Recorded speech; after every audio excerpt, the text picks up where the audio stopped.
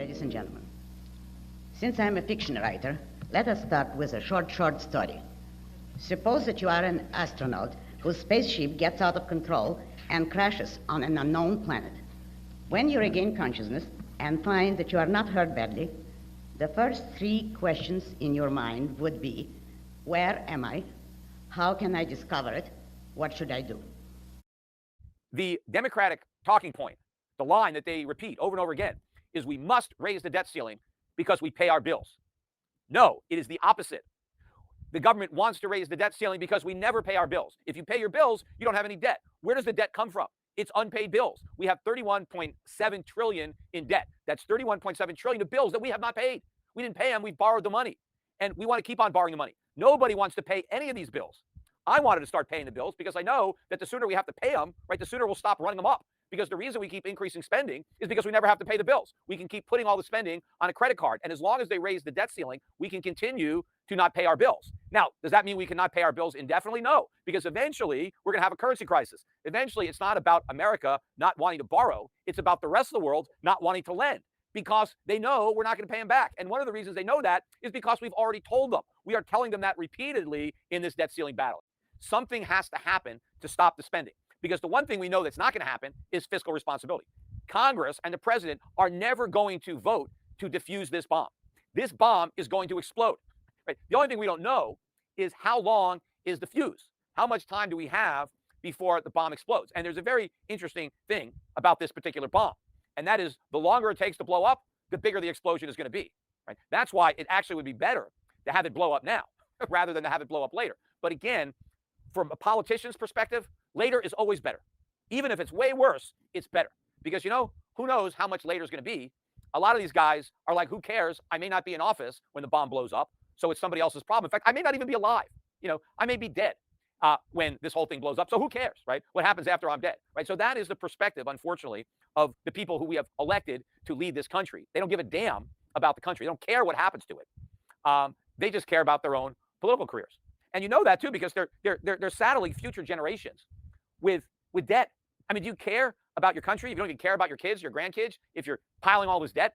And it's not like we're giving them an asset to go along with the debt. You see, if we were borrowing money to build infrastructure, let's say we're going to build a bridge that's really going to be valuable, it's going to make transportation more efficient, and it's going to be good. But, you know, it's going to take a lot of resources to build a bridge, which our children and our great-great-grandchildren are going to benefit from. Okay, maybe we borrow some money and we give them the bill, but we also give them the bridge, right? So they have to pay for the bridge that they get to use.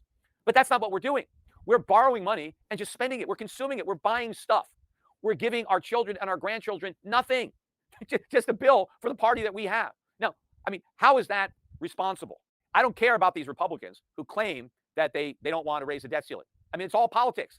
They had a chance. I criticized them. The Republicans voted 3 times under Trump to raise the debt ceiling, even when they had both houses of Congress. They had an opportunity not to raise the debt ceiling, but they didn't. They raised it. What did they do when they had the House and the Senate? They increased government spending, and that is what's driving the debt, is the spending. The Republicans increased welfare spending, and they increased warfare spending, and they raised the debt to pay for it. So who are they kidding? They don't want to do anything about the debt. When push comes to shove, the debt ceiling is going to get raised. You see unfamiliar vegetation outside, and there is air to breathe. The sunlight seems paler than you remembered and colder. You turn to look at the sky, but stop. You are struck by a sudden feeling. If you don't look, you won't have to know that you are perhaps too far from the earth and no return is possible. So long as you don't know it, you are free to believe what you wish. And you experience a foggy, pleasant, but somehow guilty kind of hope. You turn to your instruments. They may be damaged, you don't know how seriously, but you stop, struck by a sudden fear. How can you trust these instruments? How can you be sure that they won't mislead you? How can you know whether they will work in a different world? You turn away from the instruments. Now you begin to wonder why you have no desire to do anything. It seems so much safer just to wait for something to turn up somehow. It is better, you tell yourself, not to rock the spaceship. Far in a distance, you see some sort of living creatures approaching. You don't know whether they are human, but they walk on 2 feet. They, you decide, will tell you what to do. You are never heard from again.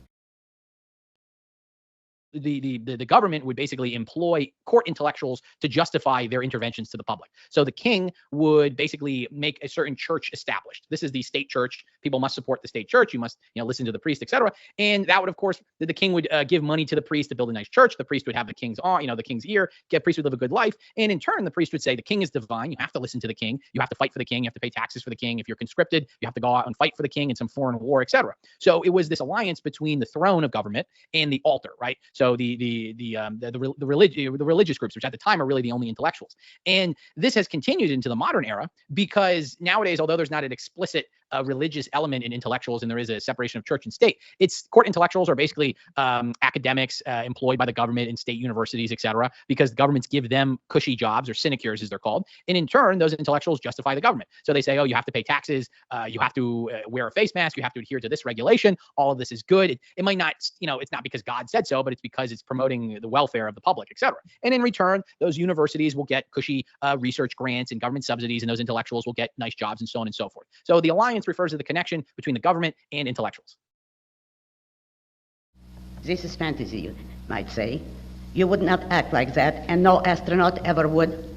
Perhaps not. But this is the way most men live their lives here on Earth.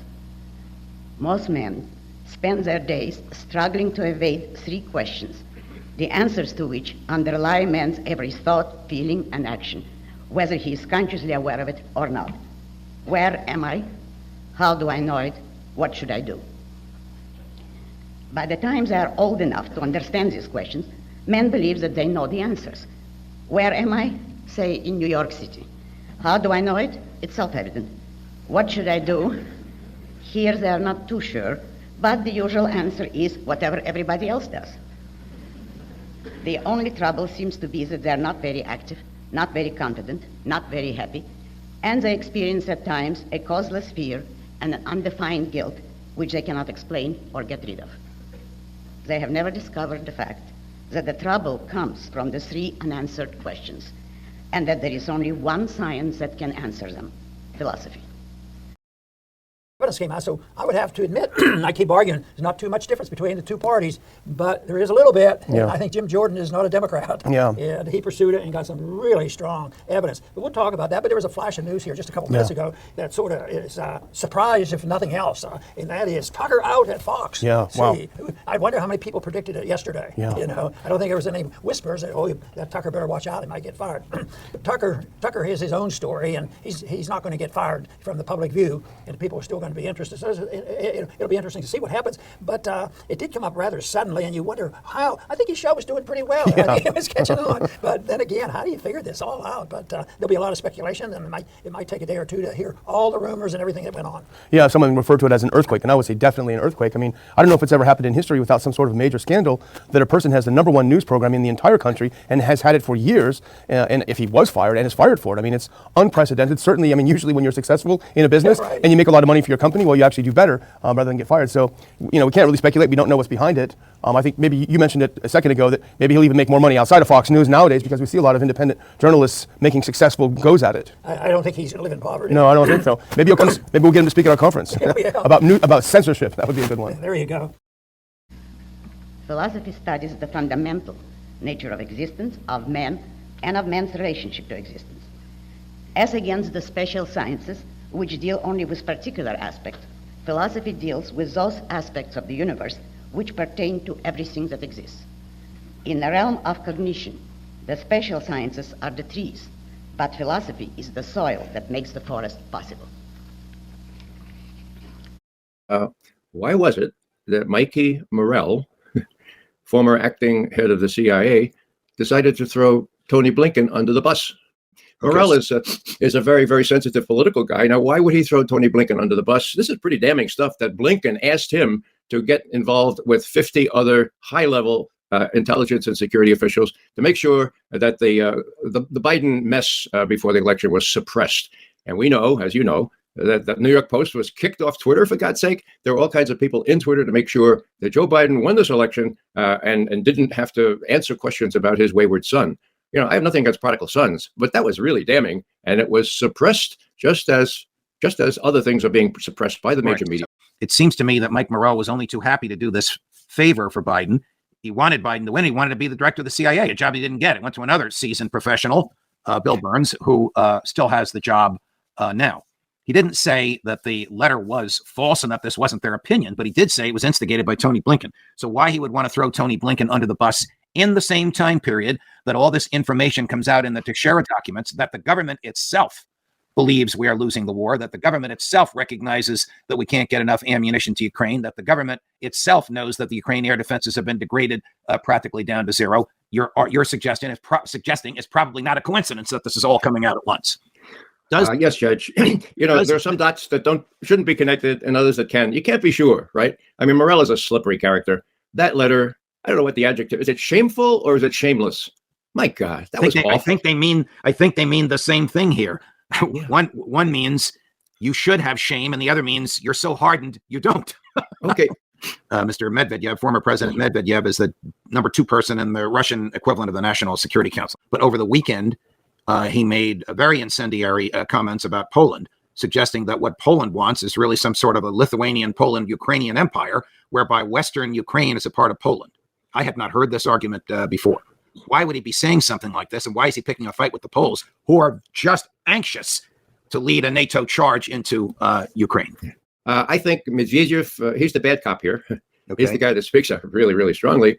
He's trying to deter the Poles. He's trying to say, look, we know about what your aspirations are. We know that many Ukrainians from the West are already in Poland, and we know that you stand ready for 200,000 troops to intervene if you so desire. But we're not going to tolerate that. And, we're aware of all this and just don't even think about it. I think that's what Medvedev is doing. Medvedev has quite a record of speaking out, and not just recently. I recall back in 2011 at a summit, in Seoul, Korea, he told Obama in an overheard ABC microphone. He said, look, Vladimir is really interested in talking about these so-called anti-ballistic missiles.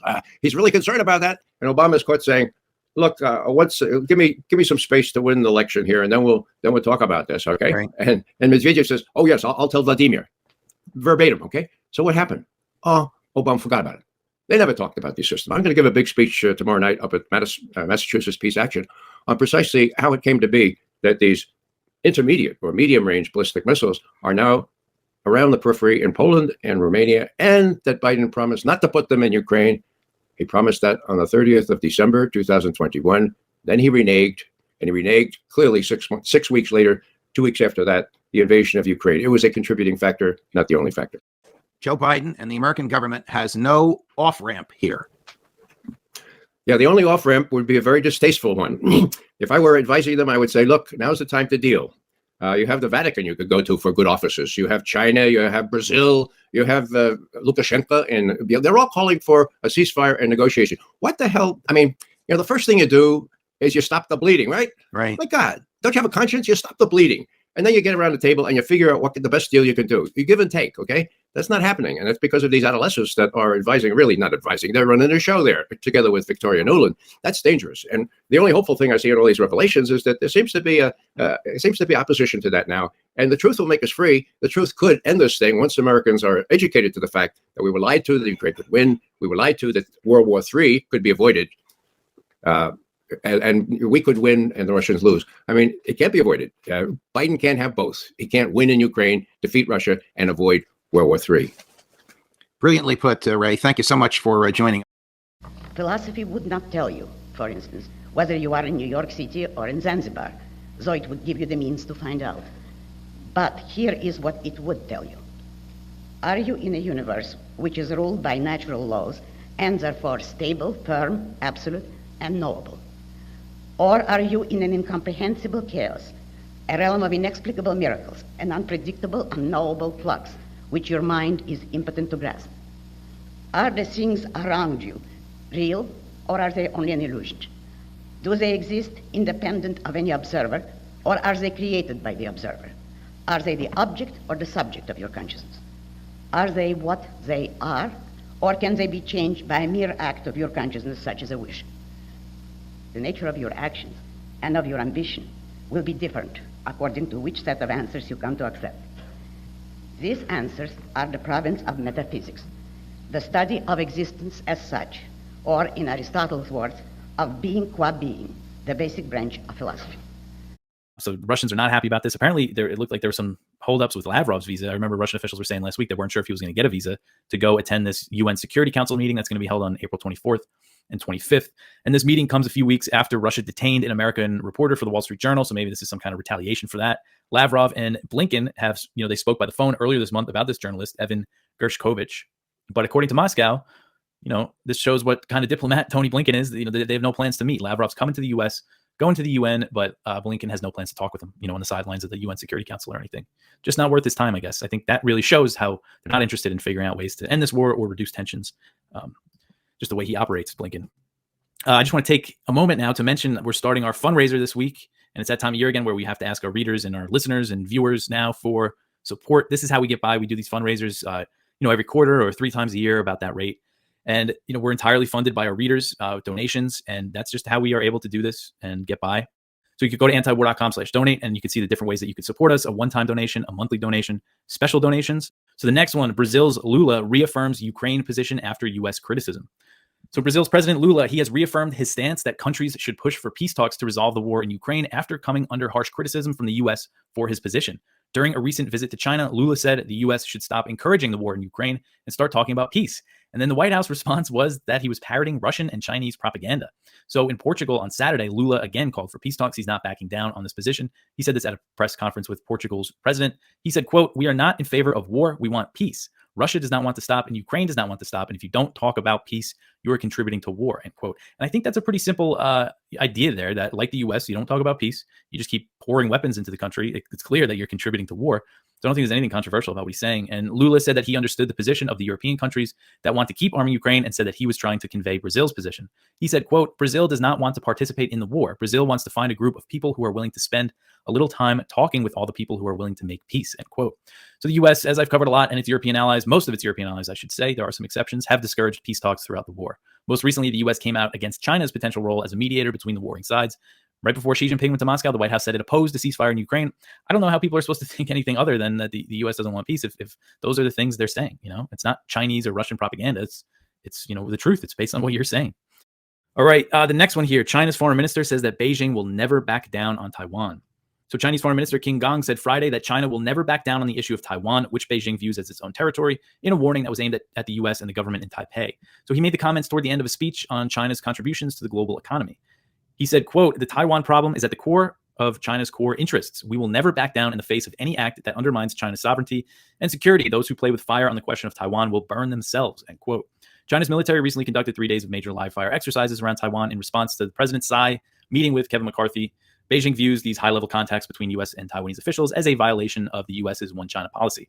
China has stepped up the military pressure on Taiwan in recent years in direct response to the growing ties between Washington and Taipei. Despite the rise in tensions, China's warnings, the U.S. also is not backing down and continues to boost support for Taiwan in different ways. So Qin also responded to accusations that Beijing is looking to change the status quo across the Taiwan Strait.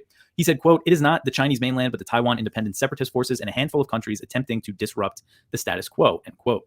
And one thing, that the U.S. always says that they're committed to One China policy. They don't want to change the status quo. In recent years, they have significantly changed the way that they approach Taiwan. That's the reality from the U.S. side. And in response, China has really increased the pressure. And China's always said that they wouldn't rule out using military force. And the two things that could spark some sort of attack is Taiwan declaring independence, or just at some point, the U.S. support will become intolerable, or they might be worried that eventually Taiwan will be too hard to conquer. I mean, they're already going to be very hard to take over because it's a big island and it would take a massive amphibious invasion. But all this stuff the U.S. is doing seems to be making something like that more likely. So since taking his post as China's foreign minister, Qin has explicitly warned that the U.S. and China are on a path toward war if things don't change. And that's something he said when he was the ambassador to the U.S., which was his old post before he became the foreign minister.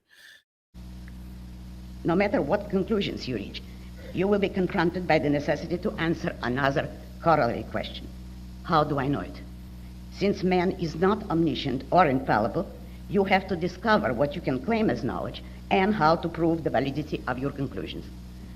Does man acquire knowledge by a process of reason or by sudden revelation from a supernatural power?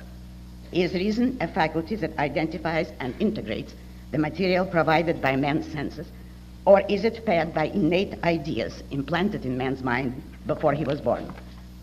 Is reason competent to perceive reality, or does man possess some other cognitive faculty superior to reason? Can man achieve certainty, or is he doomed to perpetual doubt? The extent of your self-confidence and of your success will be different according to which set of answers you accept. These answers are the province of epistemology, the theory of knowledge, which studies man's means of cognition. Has been discussing these documents with his buddies in his chat room since the beginning of the war in Ukraine.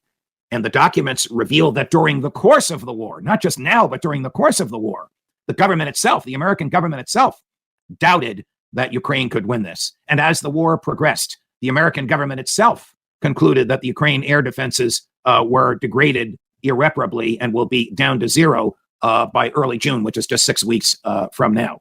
And during the war itself, the American government concluded that the American government, could never get to Ukraine the equipment and material that it needed. All of this hugely embarrassing to the government, but it's a head scratcher. This stuff has been out there for 15 months, and the Department of Defense didn't know about it, and the intelligence community didn't recognize it. So if what Airman Teixeira did was so harmful to the national security that he had to be arrested by an army of FBI agents in an armored personnel carrier and while carrying machine guns, and yet no one was harmed, the government wasn't harmed, no one even knew that this stuff was out there for 14 months. If it was out there for 14 months and no one was harmed, why is there harm now? Why is this guy even in jail? All right, you know my view. My view, and I trust it's the view of many of you, and I believe it is from the comments that you send, is that truth is a higher value than security. Truth is a higher value than secrecy. Truth is a higher value than the government's lies. And when someone exposes the fact that the government is killing people and lying about it, that person is a hero. Daniel Ellsberg, Edward Snowden, Bradley/Chelsea Manning, Julian Assange, Jack Teixeira. The government doesn't agree with me. Prosecutors don't agree with me. My judge friends don't agree with me. My conservative buddies don't agree with me, but I'm adamant on this. You and I are far better off. Everyone in America is far better off knowing that the government has been lying to us and giving us an opportunity to evaluate that government at the polls. Has the head of the government discussed this? No. Has Joe Biden taken any questions on this? No. Has he given any material response to any of this? No. As the government says how it's been harmed with these secrets out there for 14 or 15 months going back to February 2022, it has not.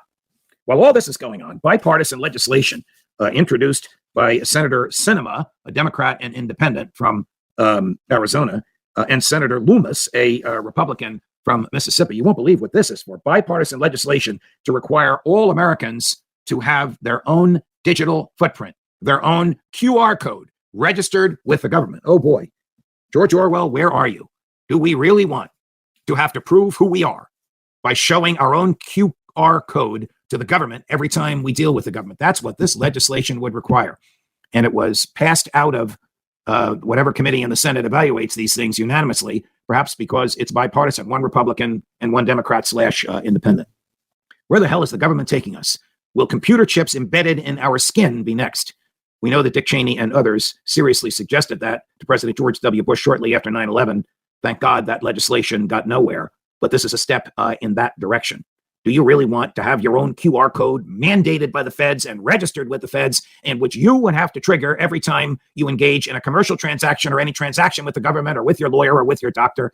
This is really going too far. It is a form of forced speech. You have your name, I have my name, you have your social security number, I have my social security number. That's enough to identify who we are. The government will say, oh, wait a minute, there's so much going on. There's so much identity theft going on. We'll protect you. The government will protect you. The government can't protect its own secrets. The government can't deliver the mail. The government can't spend within its budget.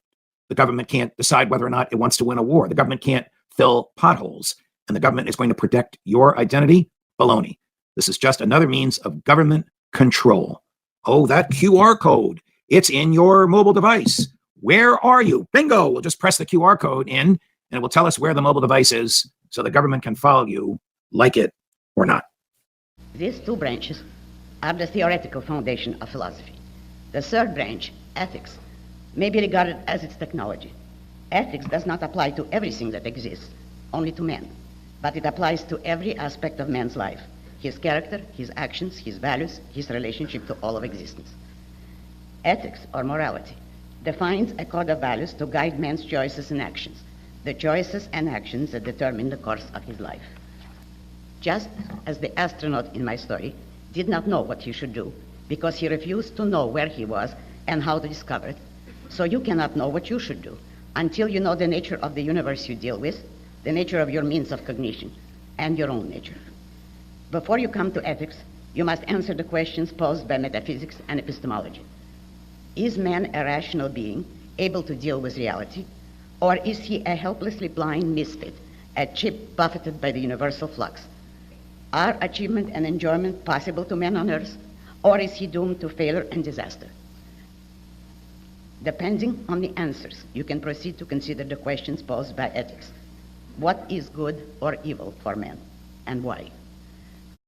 So I think this story is already really bad. You have here the Biden campaign using the, former intelligence community to construct this letter to basically combat information that was true, right? They put out disinformation, and the Biden campaign certainly had to be aware that that laptop was authentic because, they have access to Hunter, who, should at least be able to confirm if the emails are authentic or not, even if he was, too high, say, to remember that he dropped off the laptop at this particular shop.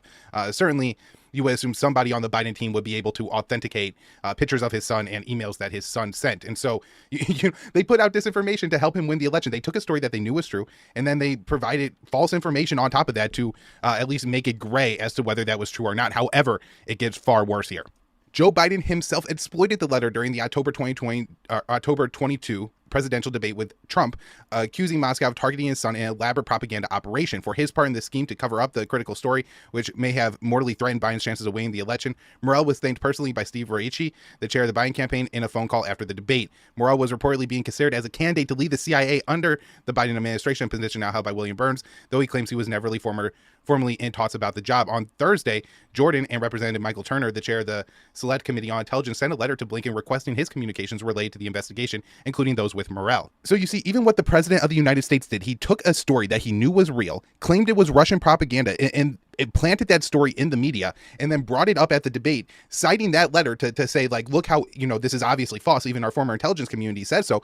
But his campaign was the one that had the intelligence community come up with the letter, even though they knew that the documents and the emails were all authentic. And so this is, pure disinformation. And it comes very close to, kind of what we see in the lead up to the Iraq War with Judith Miller and Dick Cheney, where Cheney was providing information to Judith Miller, who would publish it in the mainstream media, and then Dick Cheney would get up and say, well, look, they're saying it in the Washington Post that this is what's going on, so clearly this is what's happening, and that this is exactly what you have Biden doing. The House committee's press release concludes Morell and his senior former intelligence chiefs participated in a concerted act to minimize and suppress vital information to protect the Joe Biden campaign, arguing that the deception prevented American citizens from making a formally informed decision in the 2020 presidential election.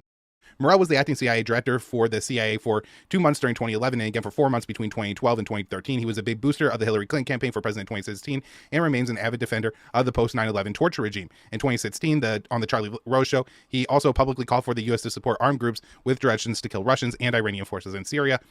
Morell clarified that Tehran and Moscow should pay a price for supporting Damascus and that this should be done covertly so you don't tell the world about it. And of course, he's saying this on the Charlie Rose show publicly. You don't stand up at the Pentagon and say, we did this, but you make sure they know it in Moscow and Tehran. So, this guy is an absolute lunatic, a part of the deep state. And, more so than Vladimir Putin, certainly, or anyone else, is somebody who manipulated a U.S. election.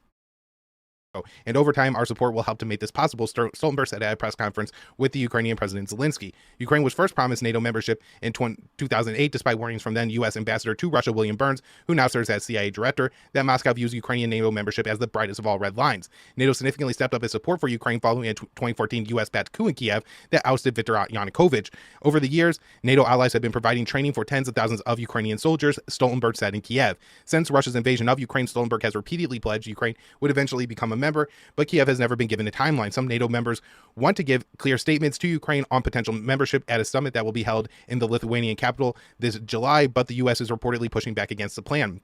And it's pretty clear that the NATO wants to use Ukraine to provoke Russia, the potential for adding Ukraine to the alliance, but at the same time doesn't want to go far enough to actually add Ukraine to the alliance because, of course, this would break Russian red lines. And so, they want to be able to fight the proxy war in Ukraine to weaken Russia. Adding Ukraine to NATO makes that impossible.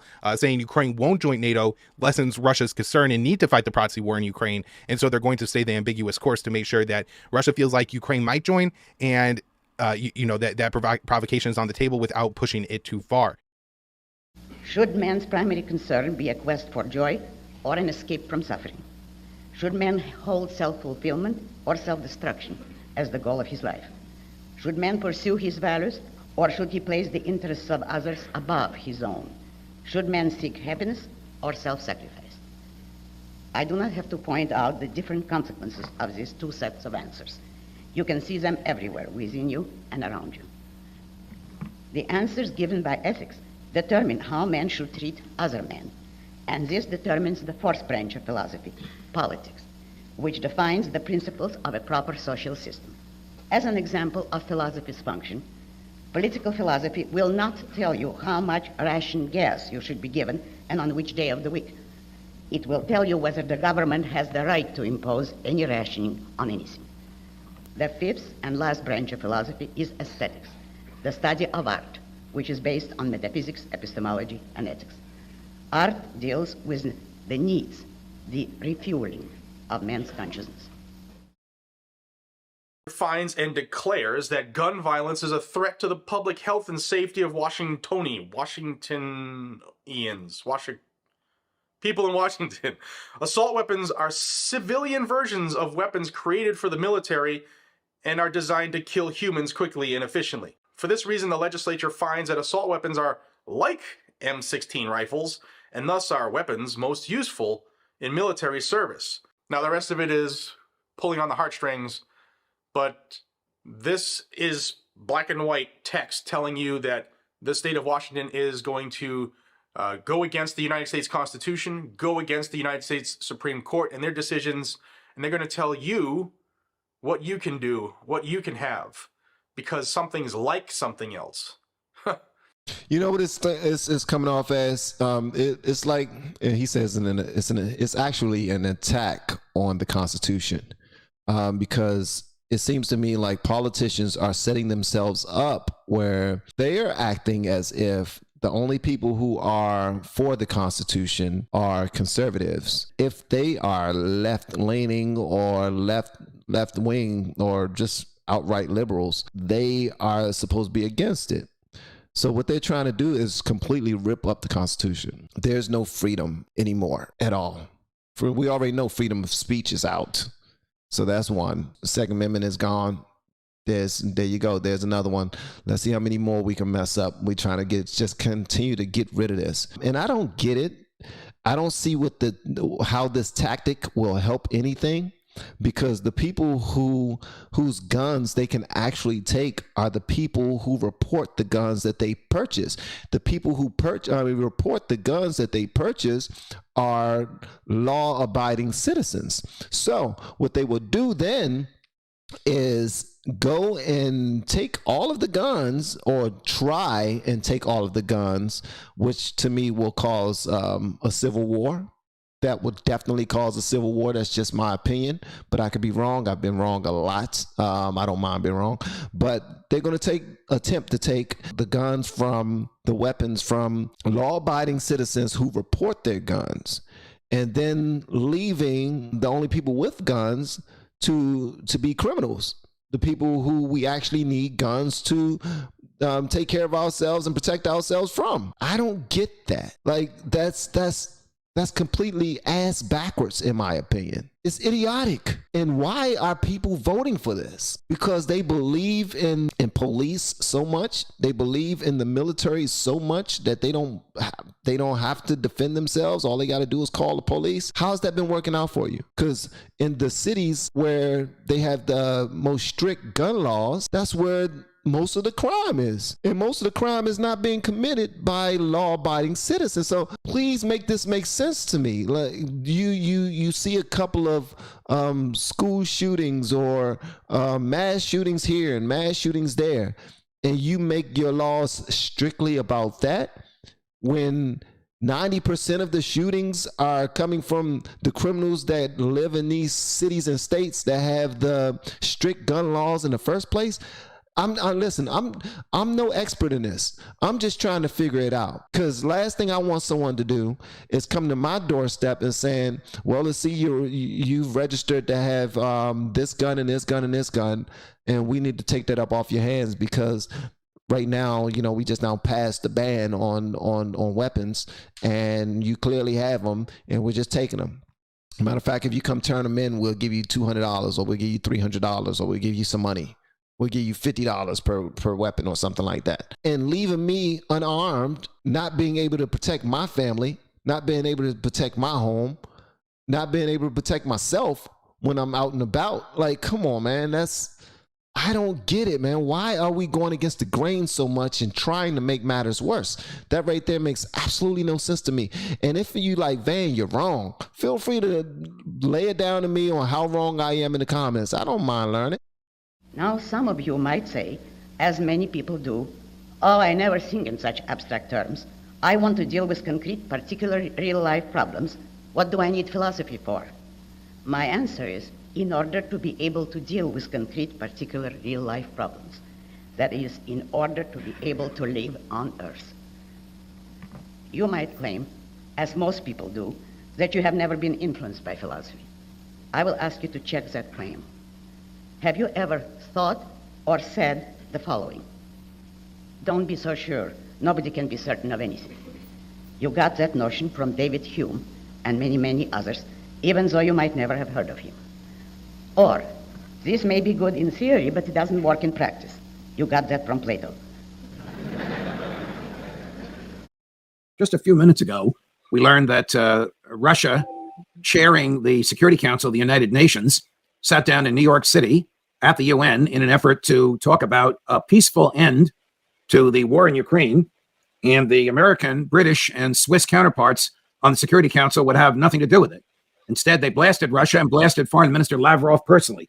Our hypocritical convener today, the American ambassador said while staring in Foreign Minister Lavrov's eyes, invaded its neighbor, struck at the heart of the UN Charter. This illegal, unprovoked, and unnecessary war runs directly counter to our most shared principles that a war of aggression and territorial conquest is never, ever acceptable. And she went on and on from there, as did her counterpart from Great Britain and from Switzerland. Question, wouldn't this have been an opportunity to try and pin Foreign Minister Lavrov down to the terms and conditions of a ceasefire instead of sort of a histrionic Joe Biden, Tony Blinken attack on all things Russian? Yeah, I think so. And here's why. At this point, Judge, neither side is going to gain a decisive victory. It's just not in the cards. The Russians are going to wear down the Ukrainians. I feel for the soldiers on both sides of this, because I think, and like many wars, soldiers fight for what they believe to be correct, and often they are deceived. And I think both soldiers on both sides are being deceived right now, and they're paying the price for it. Other than that, the Ukrainian people are paying the price for it. So one of the things I've said, and my colleagues, I think, back me up on this, is that if you're actually fighting to win on the Ukrainian side, you're not actually doing anything of the such. You're not supporting and providing the weapons necessary to do that. You're just kind of dribbling things in. So to me, Judge, this response was more of the same, relating to the fact that the European powers, for the most part, leadership in European powers, I don't think the polls in these countries reflect a pro-war stance, but the leaders in these countries seem to still be pushing for war, and they are not ready to talk. And I think it's tragic. You're going to continue to see a tragic loss of life with no end in sight, because no one's willing to actually cross over and have a discussion on how to end it. Let me be clear on this, because again, I'm not pro-Russian, I'm not pro-Ukrainian. As I've said before, and people don't like it, but I say it all the time. If a yeast infection was fighting fungus, I wouldn't get in the middle of it. I don't care. And that's kind of the way I look at it here. You have two sides. Both of these countries are cut from the Soviet cloth. Ukraine was part of the Soviet Union, so they have the same corruption in Ukraine as they do in Russia. So the fact is that you have this leverage, and I think Zelensky said what he said, Judge, to try to leverage the West into giving more support for what he wants done, which is to continue and expand the war and try to get NATO more directly involved. That's what the Ukrainians are counting on, more and more direct NATO involvement to keep the war going. Or, that was a rotten thing to do, but it's only human. Nobody is perfect in this world. You got it from Augustine. Or, it may be true for you, but it's not true for me. You got it from William James. Or, I couldn't help it. Nobody can help anything he does. You got it from Hegel. Or, I can't prove it, but I feel that it's true. You got it from Kant. Or, it's logical, but logic has nothing to do with reality.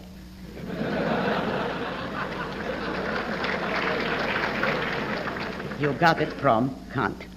Or, it's evil because it's selfish. You got it from Kant.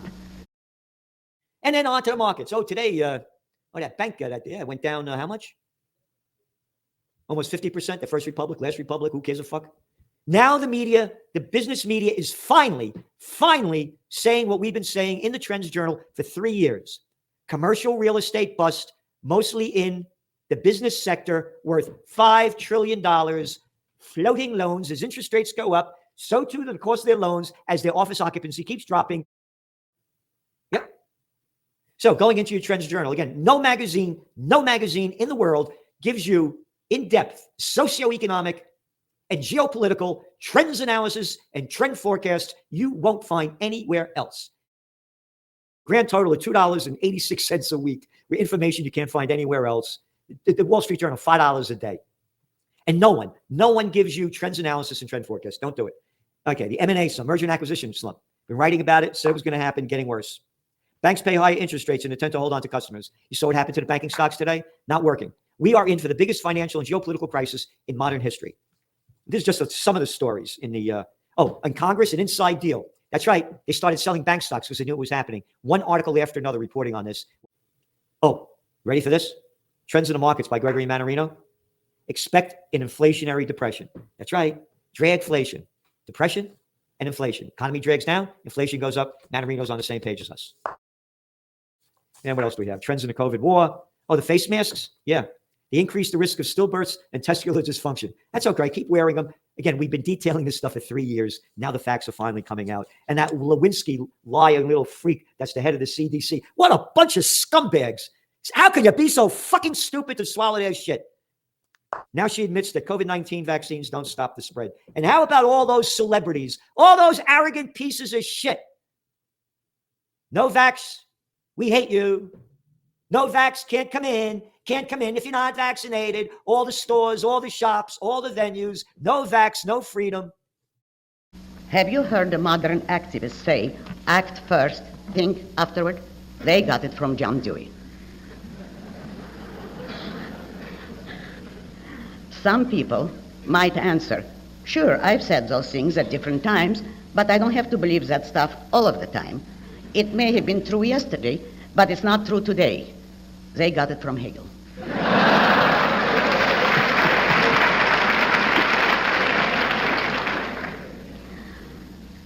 They might say consistency is the hobgoblin of little minds. They got it from a very little mind, Emerson.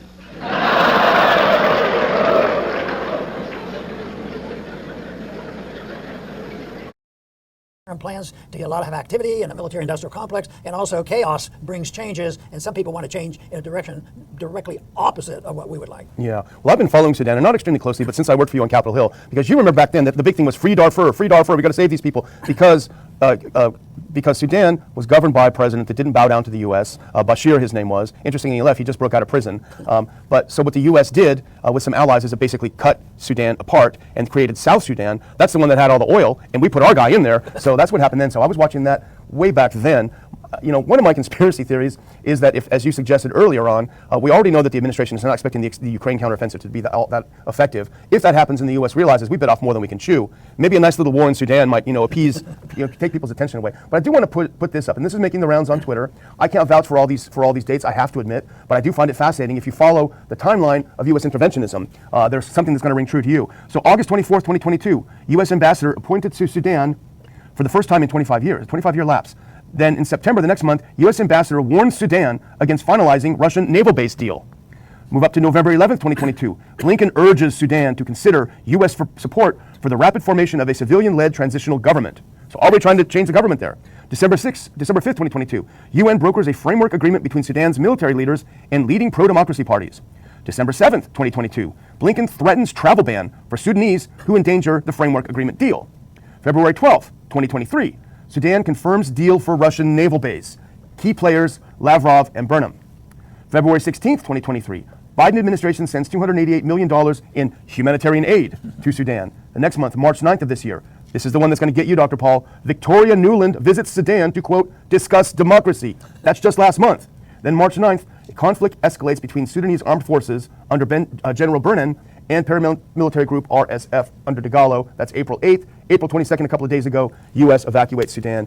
Everywhere Victoria Nuland goes, chaos follows. So I just wonder what's going on here. You sign a deal for the Russians to build a naval base, your government gets overthrown. I wonder if Pelosi went with her on that trip. It was their secret weapon to smooth things out Oh my gosh. for the American people. Always improving on our freedom. So that's I guess what the conclusion is we'll probably hear more about Sudan. Yeah. Because we always have to be prepared. We don't want to have our military sitting around not doing anything. That's right. Of course, a lot of them are doing stuff, but they're not doing the right things. Yeah. A lot of disappointment about the readiness of our military. Not that we want to have an aggressive military, but we do want one that functions properly. Matter of fact, one that can do their job and act with restraint and compassion and a little bit of common sense is what the military should be all about, rather than protecting oil. You already mentioned, Sudan has a little bit of oil. So it's just like the division of Syria. Syria, we got to go for the oil. There's a little oil in the Middle East. Yeah, there was a touch of it, yeah.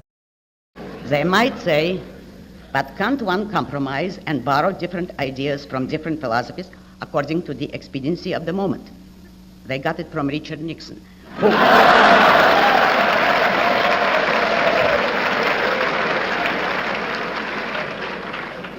who got it from William James. Now ask yourself, if you are not interested in abstract ideas, why do you and all men feel compelled to use them? The fact is that abstract ideas are conceptual integrations which subsume an incalculable number of concretes, and that without abstract ideas, you would not be able to deal with concrete, particular, real-life problems. You would be in the position of a newborn infant to whom every object is a unique, unprecedented phenomenon. The difference between his mental state and yours lies in the number of conceptual integrations your mind has performed. Is that he was somewhat Fed connected. Now, he's on video several different times blatantly advocating that people storm the Capitol before the Capitol's been stormed. The day before, he's advocating we go down there and we storm the Capitol. There's video of him helping people break through the barricades and encouraging people to break through the barricades. He was put on an FBI's most wanted list and then taken off of it. And there was never an explanation given for why he was taken off of it. He has since then not been charged, and there's never been an explanation for why he wasn't charged. On top of that, there was Ray, the FBI director, under oath testifying before Congress, as well as the woman, I'm blanking on her name, but she's like the number 3 at the Department of Justice. They were both asked directly, was there any federal law enforcement or federal law enforcement operatives or any federal law enforcement informants involved in January 6th? And they both refused to answer the question. It just seems a little bit strange. And so that's kind of where, as far as I can tell, that's what the story has been thus far. That it just seems like it doesn't make sense that they're throwing the book at these people who were like let in by the police and walked around peacefully, and yet they have no interest in prosecuting the people who they have an ironclad case for inciting the insurrection or whatever you want to call it.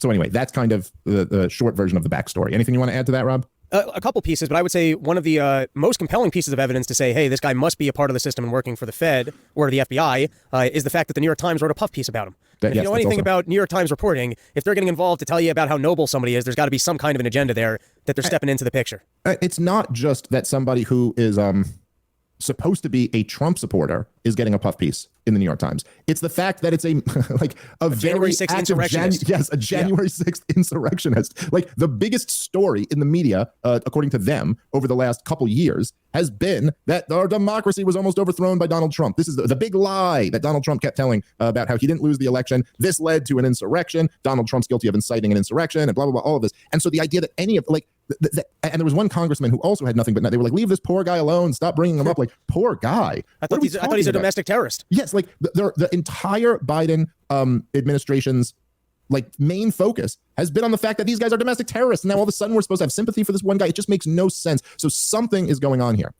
I got to say, I was surprised that they had an interview with him on 60 Minutes. I don't exactly get what it is that they're trying to accomplish by this, other than maybe just in some way, adding insult to injury, like letting you know like that we'll do this. I don't know if there's something more to it. I'm missing it. Anyway, let's play the trailer for what 60 Minutes put out and see what we can deduce from this. We are going to the Capitol. Who is Ray Epps? Can you pause? I'm sorry. I know we haven't even played it. The fact that the clip is cut off with we're going into the cap and it's not him yelling, we have to go into the building. That was the video whole thing. we've all seen. The video we've all seen. Right. Yeah. The fact that it starts off with the selective editing of, here's some grandpa-like figure who just got caught up in the day and said, we're going.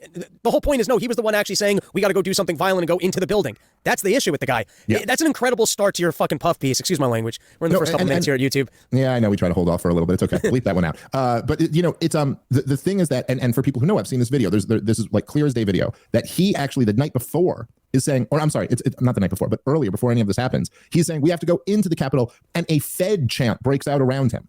Like all the people around him are like Fed. They're all going like, no, do not listen to this guy. It's crazy. Anyway, let's keep playing the video and then we'll talk about all of this. We are going to the Capitol. Who is Ray Epps?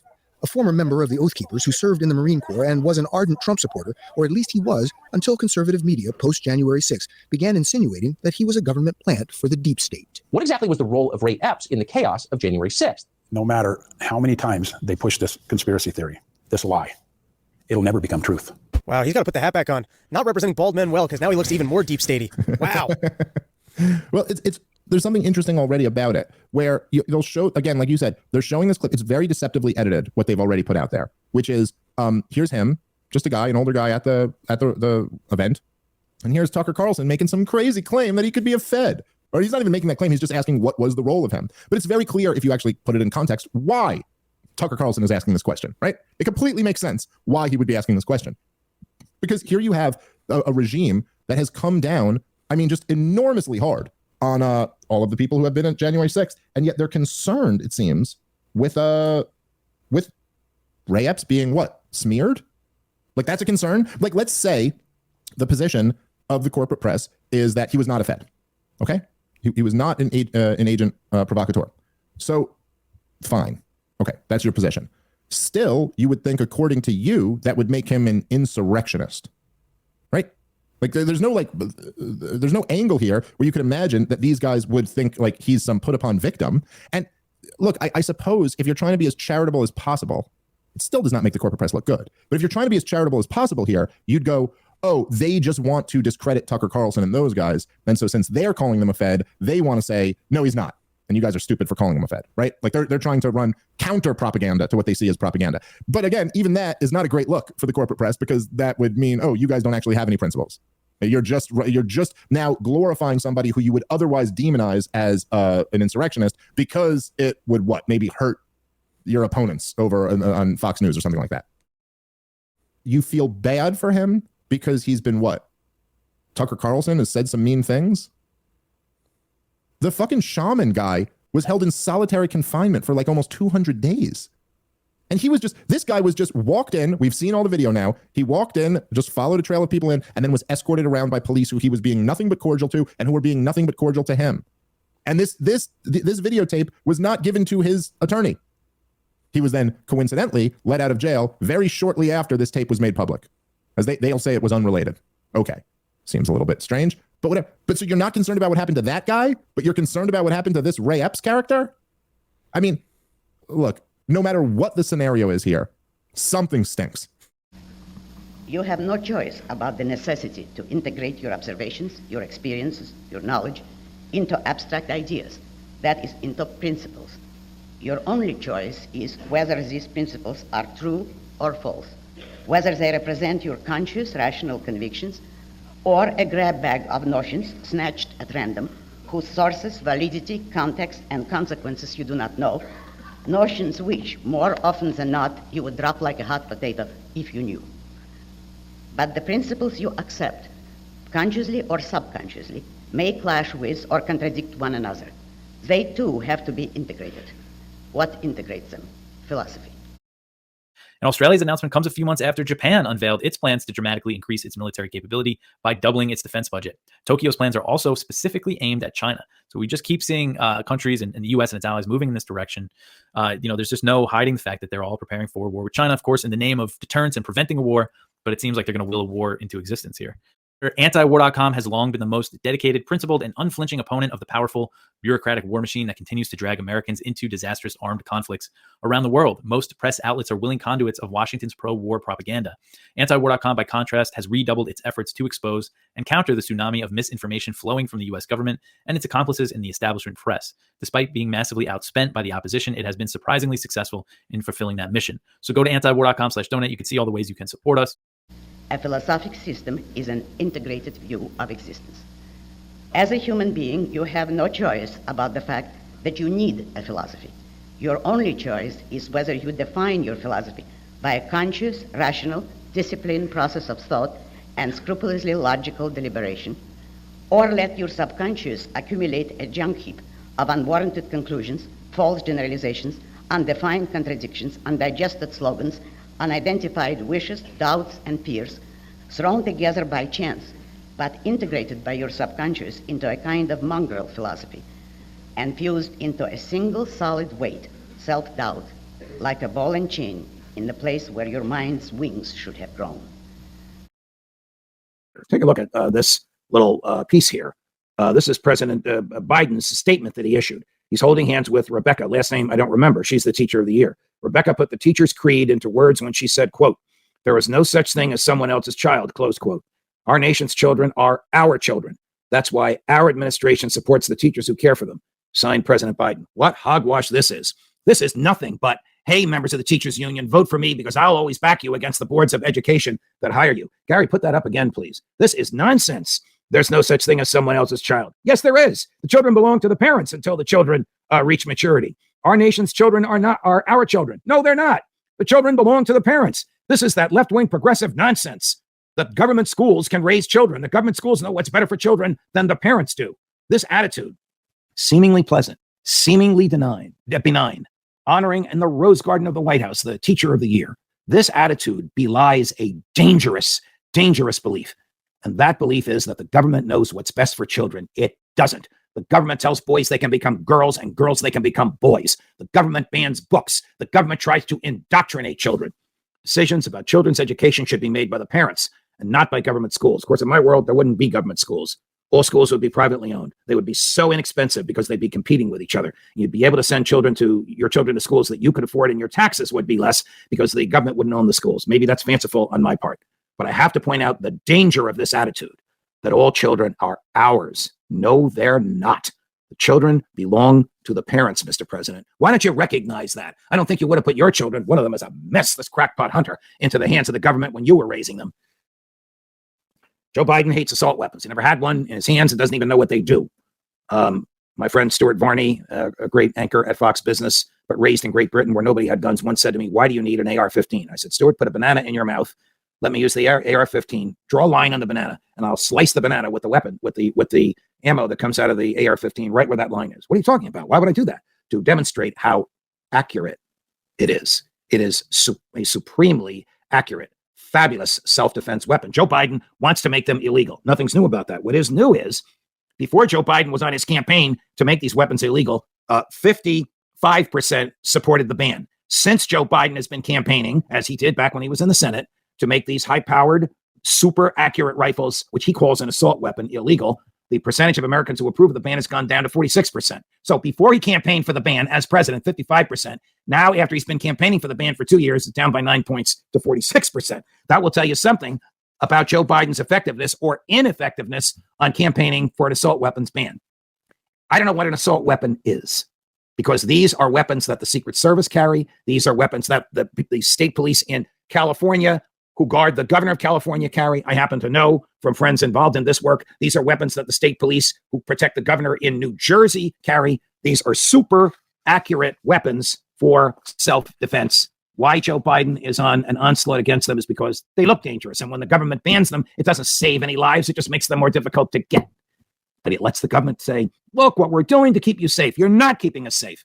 When you ban a weapon that honest, law-abiding people know how to use, you deprive us of a means to protect ourselves and our loved ones. I don't think Joe Biden will ever accept that statement, but it's a truism. You might say, as many people do, that it is not easy always to act on abstract principles. No, it is not easy. But how much harder is it to have to act on them without knowing what they are? Your subconscious is like a computer, more complex a computer than man can build, and its main function is the integration of your ideas. Who programs it? Your conscious mind. If you default, if you don't reach any firm convictions, your subconscious is programmed by chance, and you deliver yourself into the power of ideas you do not know you have accepted. But one way or the other, your computer gives you printouts daily and hourly in the form of emotions, which are lightning-like estimates of the things around you, calculated according to your values. If you programmed your computer by conscious thinking, you know the nature of your values and emotions. If you didn't, you don't. Tucker Carlson said that the NSA got into his signal because he was about to have a conversation with Putin, and the government called him up. And they're like, hey, we know you're setting up a conversation with Putin. We saw it through your Signal app. And he was like, what? I didn't even know they could do that. That's what he was saying. I had a conversation with Gavin DeBecker, and he essentially said that through Pegasus software, said Pegasus 1, you needed to click a link, and that's how they got Bezos. But Pegasus 2, they just need your phone number. That's it. Oh, well, you're using encryption? That doesn't mean anything. I received an email from the Department of Health with a link to the CDC advising me as a physician that they were going to adjust the way death certificates were completed. What did adjust death certificates mean? They said, in this document, if you think that COVID-19 was a contributing condition, you can put it down as a cause of death. And I said, no. There's a box 2 on a death certificate called contributing conditions. That's where you put contributing conditions. If it's emphysema, if it's asthma, influenza, we put it in the contributing conditions box. We were being told with this disease, we could put it as a cause of death. Hearted in support of the requisition system because it keeps Congress in check and it was an essential part of the American Revolution. He said, it is an idea that must be grateful to every American. An English army was sent to compel us to pay money contrary to our consent, to force us by arbitrary and tyrannical coercion to satisfy their unbounded demands. And if you think about this, it's very similar to the type of position that he was taking in response to the Stamp Act. So here is 1788, almost the same view as he was having in 1765 when he was 29 years old. And he said, you know, this Stamp Act, this is a tax directly on the people. And you're not authorized to do that. The only people who could do that are our own representatives, so we can at least have some level of consent to that. And if they try to do it anyways, you're not bound to obey them. Disobey them, refuse, resist, etc. And so he's talking about the same process here, describing the revolution. He said, we wished to pay with our own consent. Rather than pay against our consent, we engaged in that bloody contest which terminated so gloriously. He said, by requisitions we pay with our own consent. By the means we have triumphed in the most arduous struggle that ever tried the virtue of man. We fought then for what we are contending for now, to prevent an arbitrary deprivation of our property, contrary to our consent and inclination. And there's a lot more in that speech that I do encourage you to read. It's really interesting stuff. Of course, I will link to it in the show notes at 10thamendmentcenter.com/path-to-liberty. And if you enjoyed this show, you want to help us get this kind of information, this historical knowledge out to more and more people, nothing helps us get this job done more than the financial faith and support of our members. You can join us for as little as $2 a month over at 10thamendmentcenter.com/members. For a couple years now, the U.S. military has had a serious recruitment problem. This really isn't a surprise. Our leaders have injected the entire menu of radical woke ideology into the tissues of the military establishment. General Mark Milley, chairman of the Joint Chiefs, worries about, quote, white rage and supports teaching critical race theory to the troops. When Secretary of Defense Lloyd Austin took office under Joe Biden, he issued a 60-day stand-down order on the entire military in pursuit of battling extremism and achieving equity in the military. And if we could do the next one, this is the last one on this, and this is like why they can't attract people. In March 22, the Biden administration announced a new policy under which people suffering from gender dysphoria would not only be allowed to serve in the military, but would also have their gender reassignment surgery paid for by taxpayers. And this is the last thing that's important. Traditionally, conservative families, especially conservative working class families, supplied a large percentage of military recruits. Those families aren't thrilled by the intrusion of such politically correct sentiments into an institution hitherto marked by its commitment to traditional moral and martial values. They aren't interested in sending their children to be catechized by American Marxists or apostles of sexual erotica. So that's an end point. So on the one hand, you got the woke military. Nobody wants to join it. You know, isn't there a slogan or something they use in advertising? Join all you can be. That used to be. Now it is. Now they don't believe that. You mean truth won out, and that's why the people aren't joining up. You know? There's always this support to military. And I know when you were running, the top military brass and the retired military brass did not like you at all. However, as we know, and as is legendary, the rank and file loved you. And in fact, even with their low salaries, they gave you the most money of any candidate. So that just goes to show that when you have that kind of disconnect between the political leadership of the military and the people that are fighting the wars, I think that's dangerous. But they don't obviously think so because they want to fight Russia and China at the same time. So I don't know how they're going to do that. Yeah. But speaking of comical issues, let's put up that next clip because you noticed this morning and sent it over to me. We both got a good laugh. House resolution would declare U.S. policy is to seek Ukrainian victory. And this was introduced by none other than our favorite Representative Joe Wilson, who not long ago introduced a resolution to put a huge bust of Zelensky permanently in the Capitol. But now he wants to put in a resolution affirming that our goals are victory for Ukraine. I'm sure that'll do it. Yeah, that sure will. And he has a co-sponsor. Oh, okay, good. It's bipartisan. Cohen, So Stephen, I think his name is. Oh, yeah. So they get together and show that we're coming together on this, and that's what the people want, bipartisanship. And of course, I've criticized that in the past. That we want cooperation on issues that are correct and constitutional. Yes, bring people together, but not to put this pressure on only political shenanigans go on. Well, we're coming together. And of course, you're going to hear a lot of that when they come up with a solution about raising the debt limit. Yeah. Well, they're going to. they always raise the debt limit. And I saw the other day one bank was in trouble and it borrowed for the Fed $100 billion.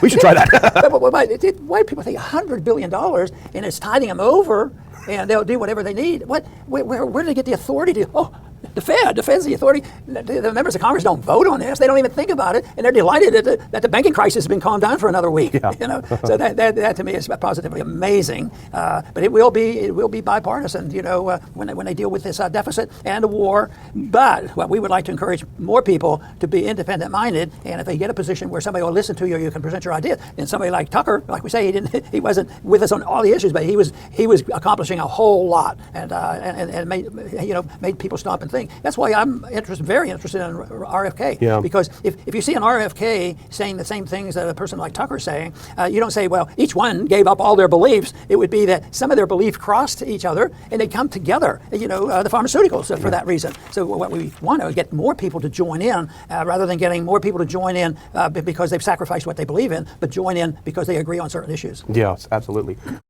There we go. Fauci absolves himself of responsibility for lockdowns in testy new interview. Show me a school that I shut down. And if we do this next one, this is a quote from the New York Times interview. He says, this is Fauci talking, certainly there could have been a better understanding of why people were emphasizing the economy. But when people say Fauci shut down the economy, it wasn't Fauci. I love how he talks about himself in the third person, you know, like he's God or a king or something. It wasn't Fauci. The CDC was the organization that made these recommendations. It wasn't me, it was the CDC, it was Walensky. I happen to be perceived as the personification of the recommendations. It's so self-aggrandizing.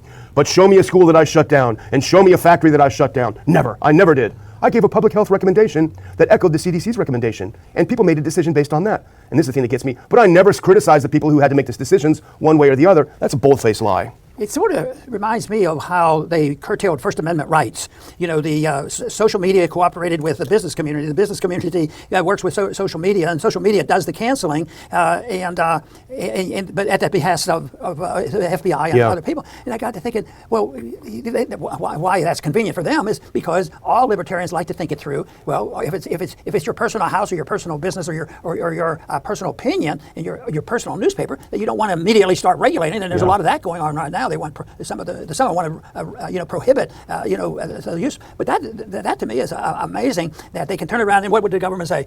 We didn't do it. We didn't regulate any First Amendment. We're just a little sneaky about it. Yeah. We know how to do this and not get blamed. And I think Fauci believes matter of fact, I think they think that's pretty smart. Yeah. Look at what we've done. But I just hope that he finally wakes up and say some morning, maybe it wasn't so smart. Yeah, maybe he will. But punishment will not come to him in this life. Probably if you did a search of our shows during the pandemic, I hate even calling it that, during the virus, and searched for Fauci and flip-flop, we probably have 15 episodes, right? But he claims that he never changed, he never flip-flopped. Many people, particularly today, claim that man cannot live by logic alone, that there's the emotional element of his nature to consider, and that they rely on the guidance of their emotions. Well, so did the astronaut in my story. The joke is on him and on them. Man's values and emotions are determined by his fundamental view of life. The ultimate programmer of his subconscious is philosophy, the science which, according to the emotionalists, is impotent to affect or penetrate the murky mysteries of their feelings. The quality of a computer's output is determined by the quality of its input. If your subconscious is programmed by chance, its output will have a corresponding character.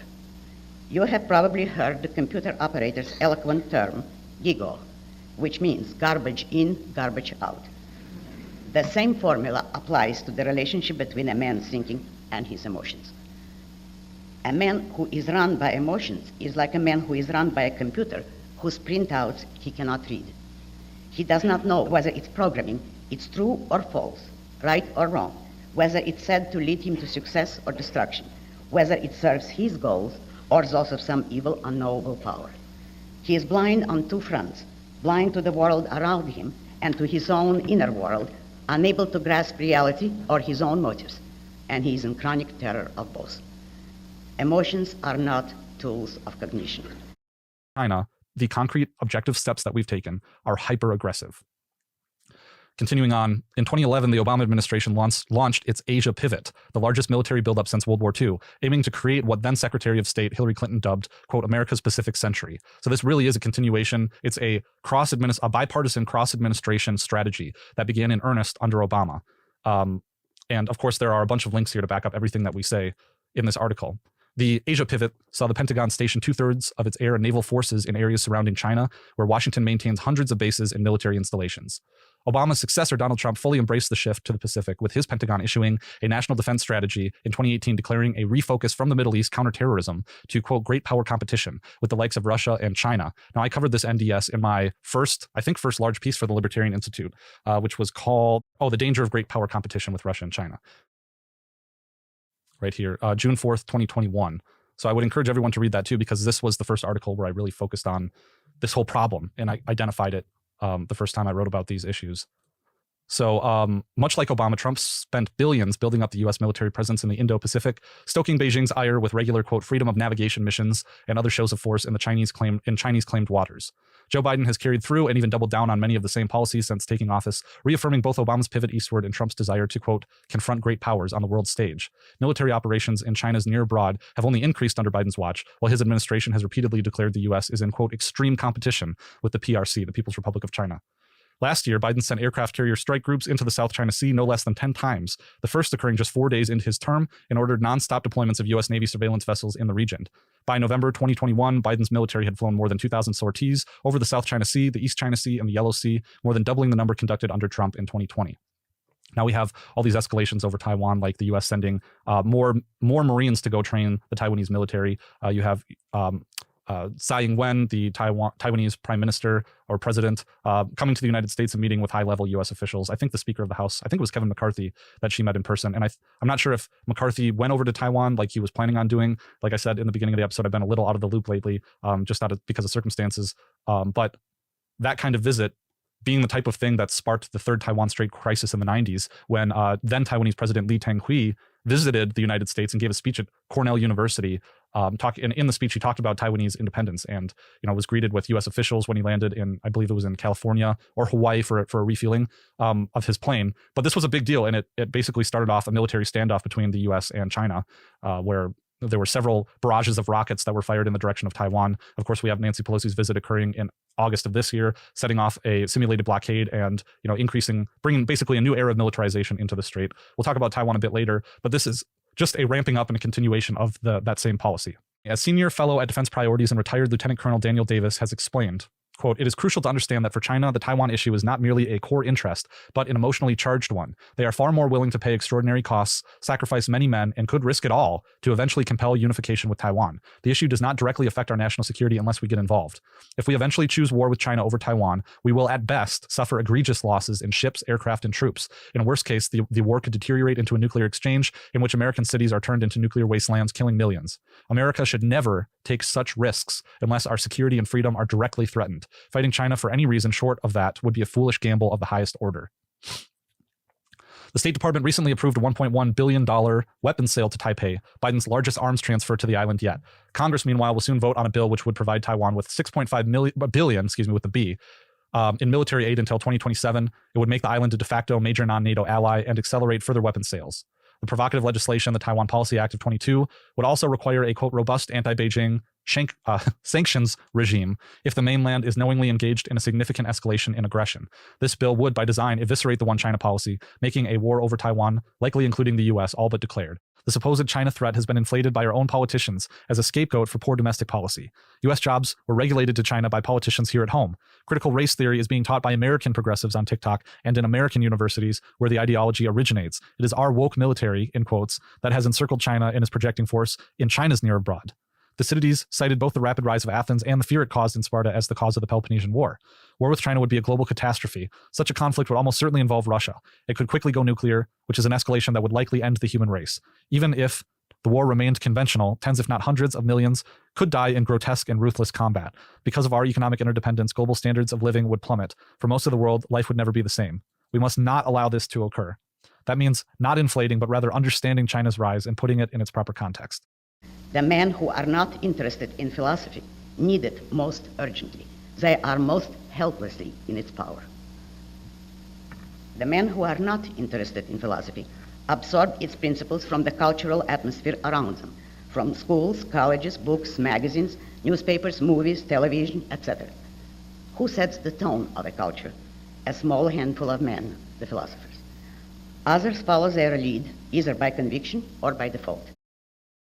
Xi's purpose in having this conversation with President Zelensky if it wasn't to try and talk him into coming to some sort of a negotiating table? Absolutely. Remember from the very beginning, contrary to what everyone in the West thinks, the last thing that China wants is a war with anybody. Remember, 1 out of every 4 Chinese under the age of 30 is currently unemployed. You know, they've shut down the shadow banking system. They've destroyed the opportunities for credit, for expanding the economy as a result. The corruption, the war on corruption has taken an enormous toll. And Xi has literally imprisoned hundreds of thousands and had thousands executed for horrendous crimes of corruption. We're talking about people in the PLA and in the armed forces as well. We don't cover these things. We don't understand China. The Chinese want to trade with Europe. They need Europe, particularly if they're going to lose us. And the Europeans want to trade with China so that they're not exclusively dependent upon us.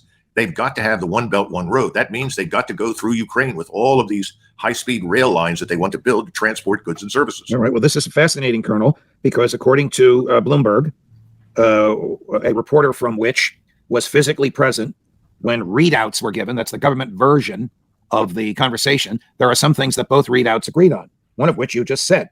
Xi, President Xi of China, says negotiations are the only solution for the war.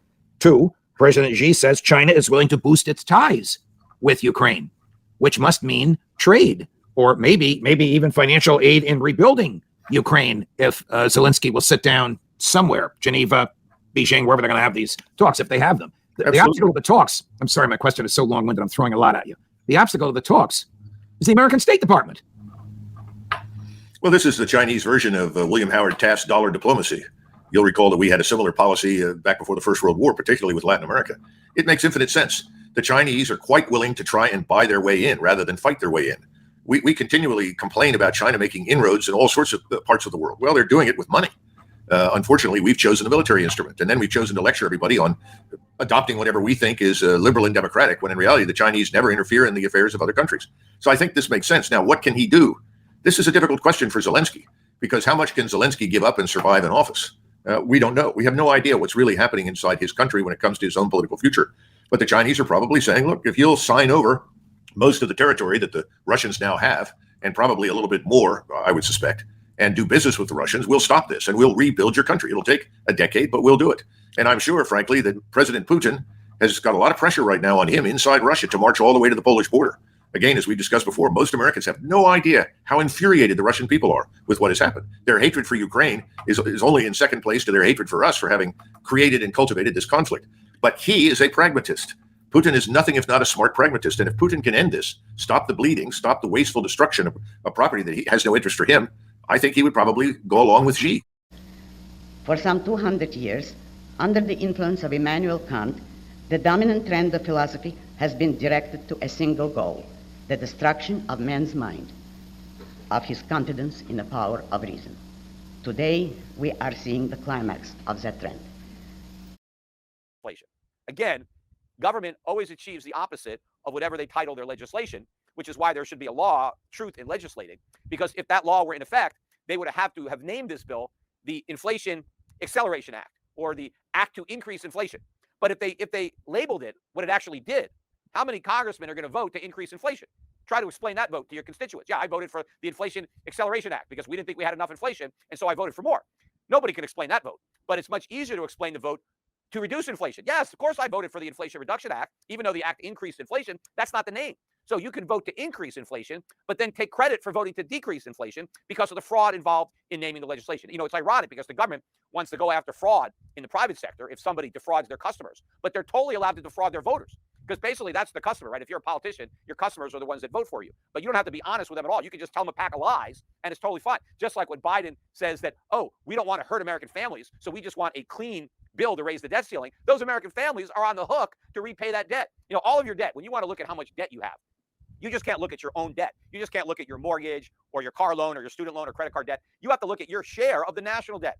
Every American is on the hook to pay their share. And of course, you're actually on the hook to pay a lot more than your share, because a big chunk of Americans don't pay any taxes at all. So if you're not paying any taxes at all, then your share is going to have to be paid for by somebody who is paying taxes. And of course, it's not just per capita, because the babies aren't paying, right? If you have a 2-year-old or a 4-year-old, they're not kicking in, right? So you got to get rid of all the little kids. It's the people that are working and paying taxes. They have a share of the national debt, and it's several $100,000s a person. It's huge. And they keep increasing this collective liability that everybody has.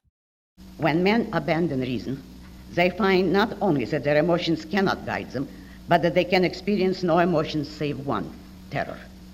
The spread of drug addiction among young people, brought up in today's intellectual fashions, demonstrates the unbearable inner state of men who are deprived of their means of cognition and who seek escape from reality, from the terror of their impotence to deal with existence. Observe these young people's dread of independence and their frantic desire to belong, to attach themselves to some group, clique, or gang. Most of them have never heard of philosophy, but they sense that they need some fundamental answers to questions they dare not ask, and they hope that the tribe will tell them how to live. They are ready to be taken over by any witch doctor, guru, or dictator. Then the Chief Justice did something that I don't believe has ever happened in American history. Sent a letter to the chair of the Senate Judiciary Committee, Senator Dick Durbin, Democrat of Illinois. And the letter was signed not only by him, but by all 9 justices. To be perfectly accurate. He signed it. The other justices' names were typed, were printed there. So there's only one signature on it. He signed it for all of them. So all 9 justices unanimously say, the ethics rules don't apply to us and we're not changing them. Man, I think that is wrong.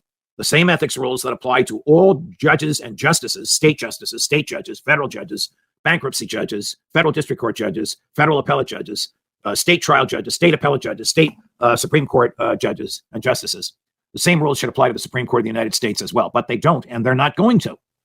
If Congress enacts some sort of a rule that forces these justices to comply with it, they will invalidate it and say it's unconstitutional, and they'll have a good point, because we have the separation of powers in this country. And Congress can write rules that regulate Congress, but Congress can't write rules that regulate the president. They can't tell him how to run the military. They can't tell him when to go to Camp David. They can't tell him when to play golf. They can't tell justices when to meet and what rules regulate them. I think that's wrong.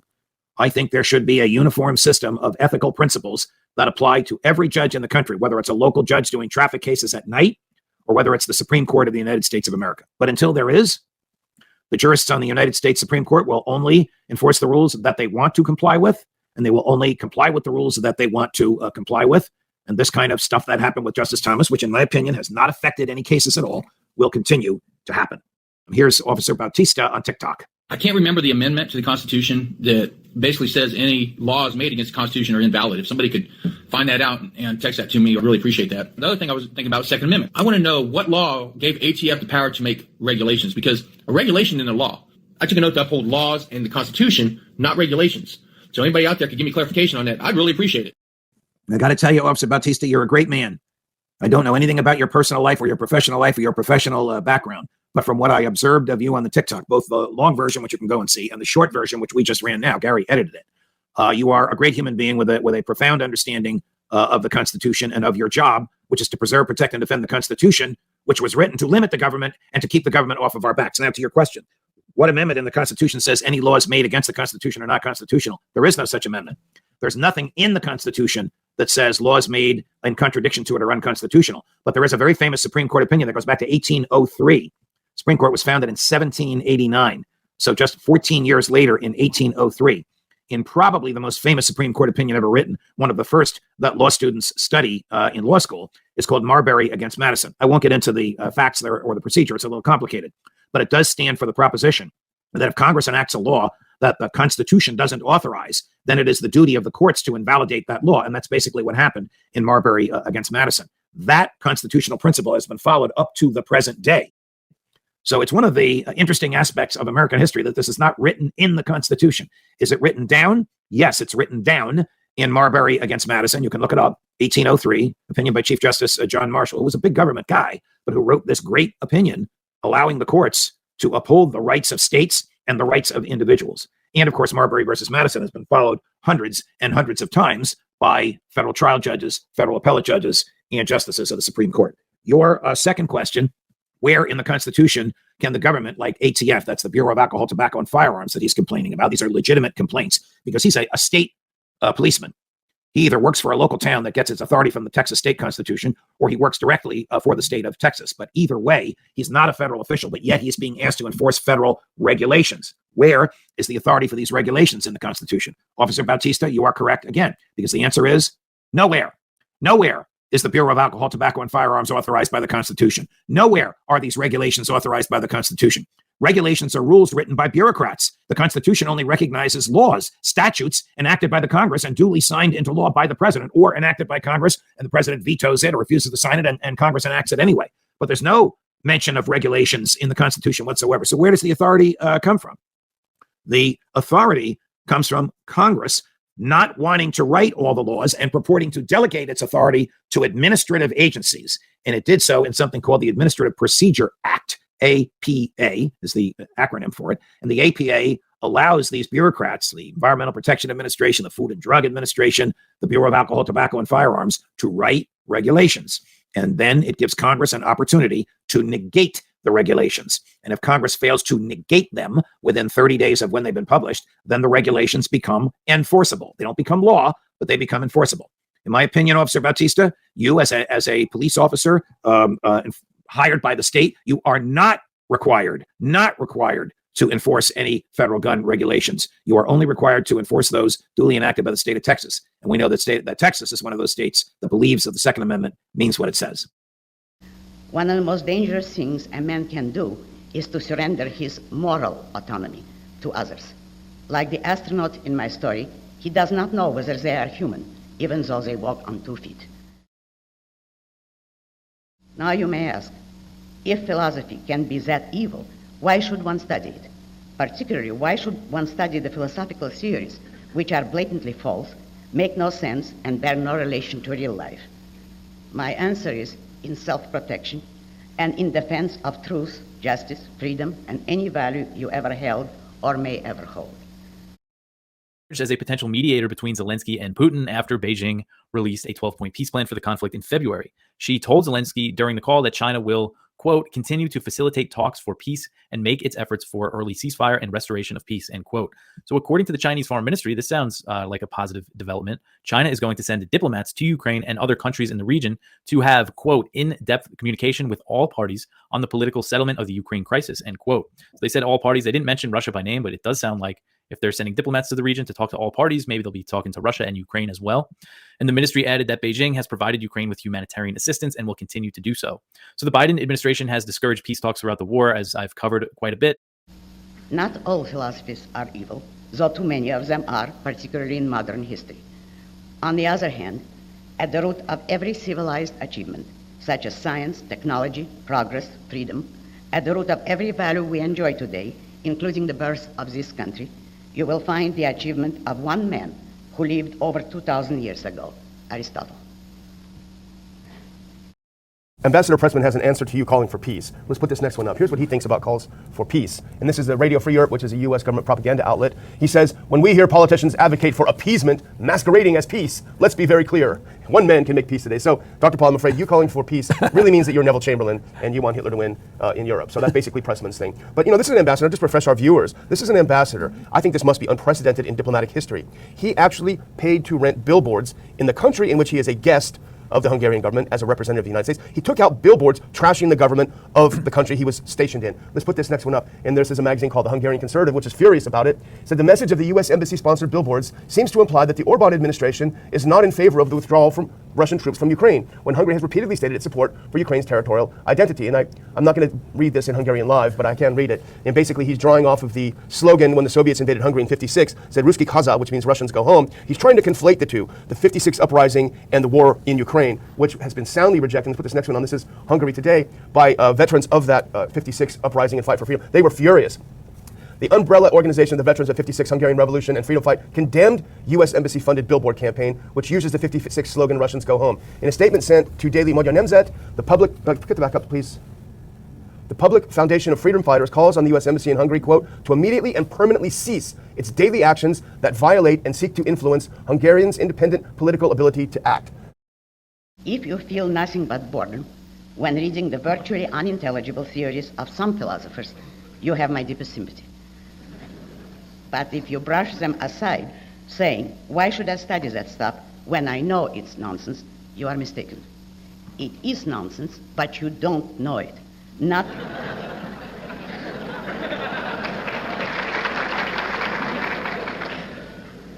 so long as you go on accepting all their conclusions, all the vicious catchphrases generated by those philosophers, and not so long as you are unable to refute them. That nonsense deals with the most crucial, the life or death issues of man's existence. 524 points. The NASDAQ up over 2%. S&P up nearly 2%. You ready? CNBC. Stocks rose despite weaker than expected GDP data. Weaker than expected, huh? Oh, yeah, the economy only grew 1.1%, and the street thought it was going to grow 2%, and the markets boomed up. Makes perfect nonsense, because that's all it is. It's a rigged game. So the reason they say that the markets went up is because now the Federal Reserve may not raise interest rates too aggressively because the economy is slowing down. We warned you about this for several months. When they start raising interest rates, it doesn't take a big hit right away. It takes time. And as we said, that time is now. And it's only going to get worse. At the root of every significant philosophic theory, there is a legitimate issue, in the sense that there is an authentic need of man's consciousness, which some theories struggle to clarify, and others struggle to obfuscate, to corrupt, to prevent man from ever discovering. The battle of philosophers is a battle for man's mind. If you do not understand their theories, you are vulnerable to the worst among them. People who consider themselves to be on the left who used to reject authority, it seems to me that they only reject authority as long as it's pushing traditional values. They don't reject authority if it's pushing values that they agree with. It is extremely interesting how so many young people embraced COVID lockdown measures and things of that nature. I think some of it comes to do with radical empathy. As long as you can be convinced, or you can convince someone that you're the most empathetic person in an argument, that means you're the most ethical, you're the most right. And then the other part would probably be just social media blasting incorrect ideas at them all day long, and they just go with whatever sounds the best to them or whoever puts the most pressure on them. Yeah, and that is a bit of a problem because we can't bring to bear that kind of social pressure because we don't have that many people supporting us. And so that's right. I don't know. To me, it's just unthinkable that I would look at the state of this society and say, yeah, whatever the popular thing is, or whatever most of the musicians and actors, because I know those are the smartest people in our society, whatever they favor, I better hop on board. That's crazy to me. But maybe it wasn't all that different in the past, but Ron Paul was like a pattern interrupt. That, wait a minute, everybody had to, or at least a lot of people had to sit up and take notice because he was so different from everybody else. Yep. He was not focus grouped. He was unrehearsed. He was authentic. He was genuine. Everybody knew it. And the trouble is these days we don't really have quite the same thing. I mean, I have sympathies for Ron DeSantis like anybody, but he doesn't have that. No, he would be much more politically successful than Ron Paul. I have no doubt. But he doesn't have that missing ingredient, the absolute radical authenticity. I think he's fairly authentic. I think what you see is what you get. But he's a master politician, which is a good thing and a bad thing. And I think Ron had his definite political instincts, but you wouldn't look at him and say, first and foremost, he's a politician. Mm-hmm. Politicians can't be too honest, and Ron was radically honest and to a fault in that arena. So I think that's certainly part of it. What was it that made you say, maybe going for Mitt Romney wasn't the best idea that I had back in those days? Was there one thing that hit you? Well, I do remember watching the presidential debates as a high schooler and not seeing a ton of difference between the two options that were up on the stage. And it made me kind of question who I was going to be supporting or why I would be supporting X, Y, and Z person. My foreign policy, immigration, and a few other policies that I have now weren't really formed back then. So it was harder for me to embrace someone like Ron Paul, who was very different in some of those areas than other Republicans. So, I mean, obviously we didn't get a chance to see what Romney would do because he lost. But then I just stuck with the Republican Party for a year or so after that and just kept seeing mediocre establishment Republican one after another lose even while they're compromising almost everything that Republicans are supposed to value or say that they're supposed to value. So I think once I just saw them continue to lose so much in my state, it made me question if compromising that much was even worth it. And then, like I said, some of my other views began to form and change a little bit to where the natural progression would be towards a Libertarian candidate. Well, you say we don't quite know exactly what Romney would have done because he never got a chance. No question about it. But I think we can make a fairly good guess that he also would have looked to Tony Fauci and, Oh, with no doubt. All the absolute worst parts of Trump, he actually would have imitated. And any of the remote merits would have been all gone. Yeah, I can agree with that. His kind of empty virtue signaling towards certain people I found really useless. And like you said, that the worst parts of Trump were there. And if he did half of the things that he said he would do, he would be a very terrible president. But I guess that's probably fair for most presidents. I think Hayek kind of described political conservatism really well, to just kind of be an opponent to whatever the political liberals were doing or political progressives were doing without much of a standard of their own. And I agree with Hayek, that's not a winning strategy. I think the minimum wage argument that Romney brought forward is a good example of that. The best way to study philosophy is to approach it as one approaches a detective story. Follow every trail, clue, and implication in order to discover who is a murderer and who is a hero. The criterion of detection is two questions: why and how. If a given tenet seems to be true, why? If another tenet seems to be false, why? And how is it being put over? You may not find all the answers immediately, but you will acquire an invaluable characteristic: the ability to think in terms of essentials. So the House on Thursday voted down a war powers resolution that was introduced by Representative Matt Gaetz that would have directed President Biden to remove all U.S. troops from Somalia within 1 year, except those that are guarding the U.S. embassy. So this vote kind of snuck up on me. I learned Thursday morning that they were going to hold a debate and the vote later in the day.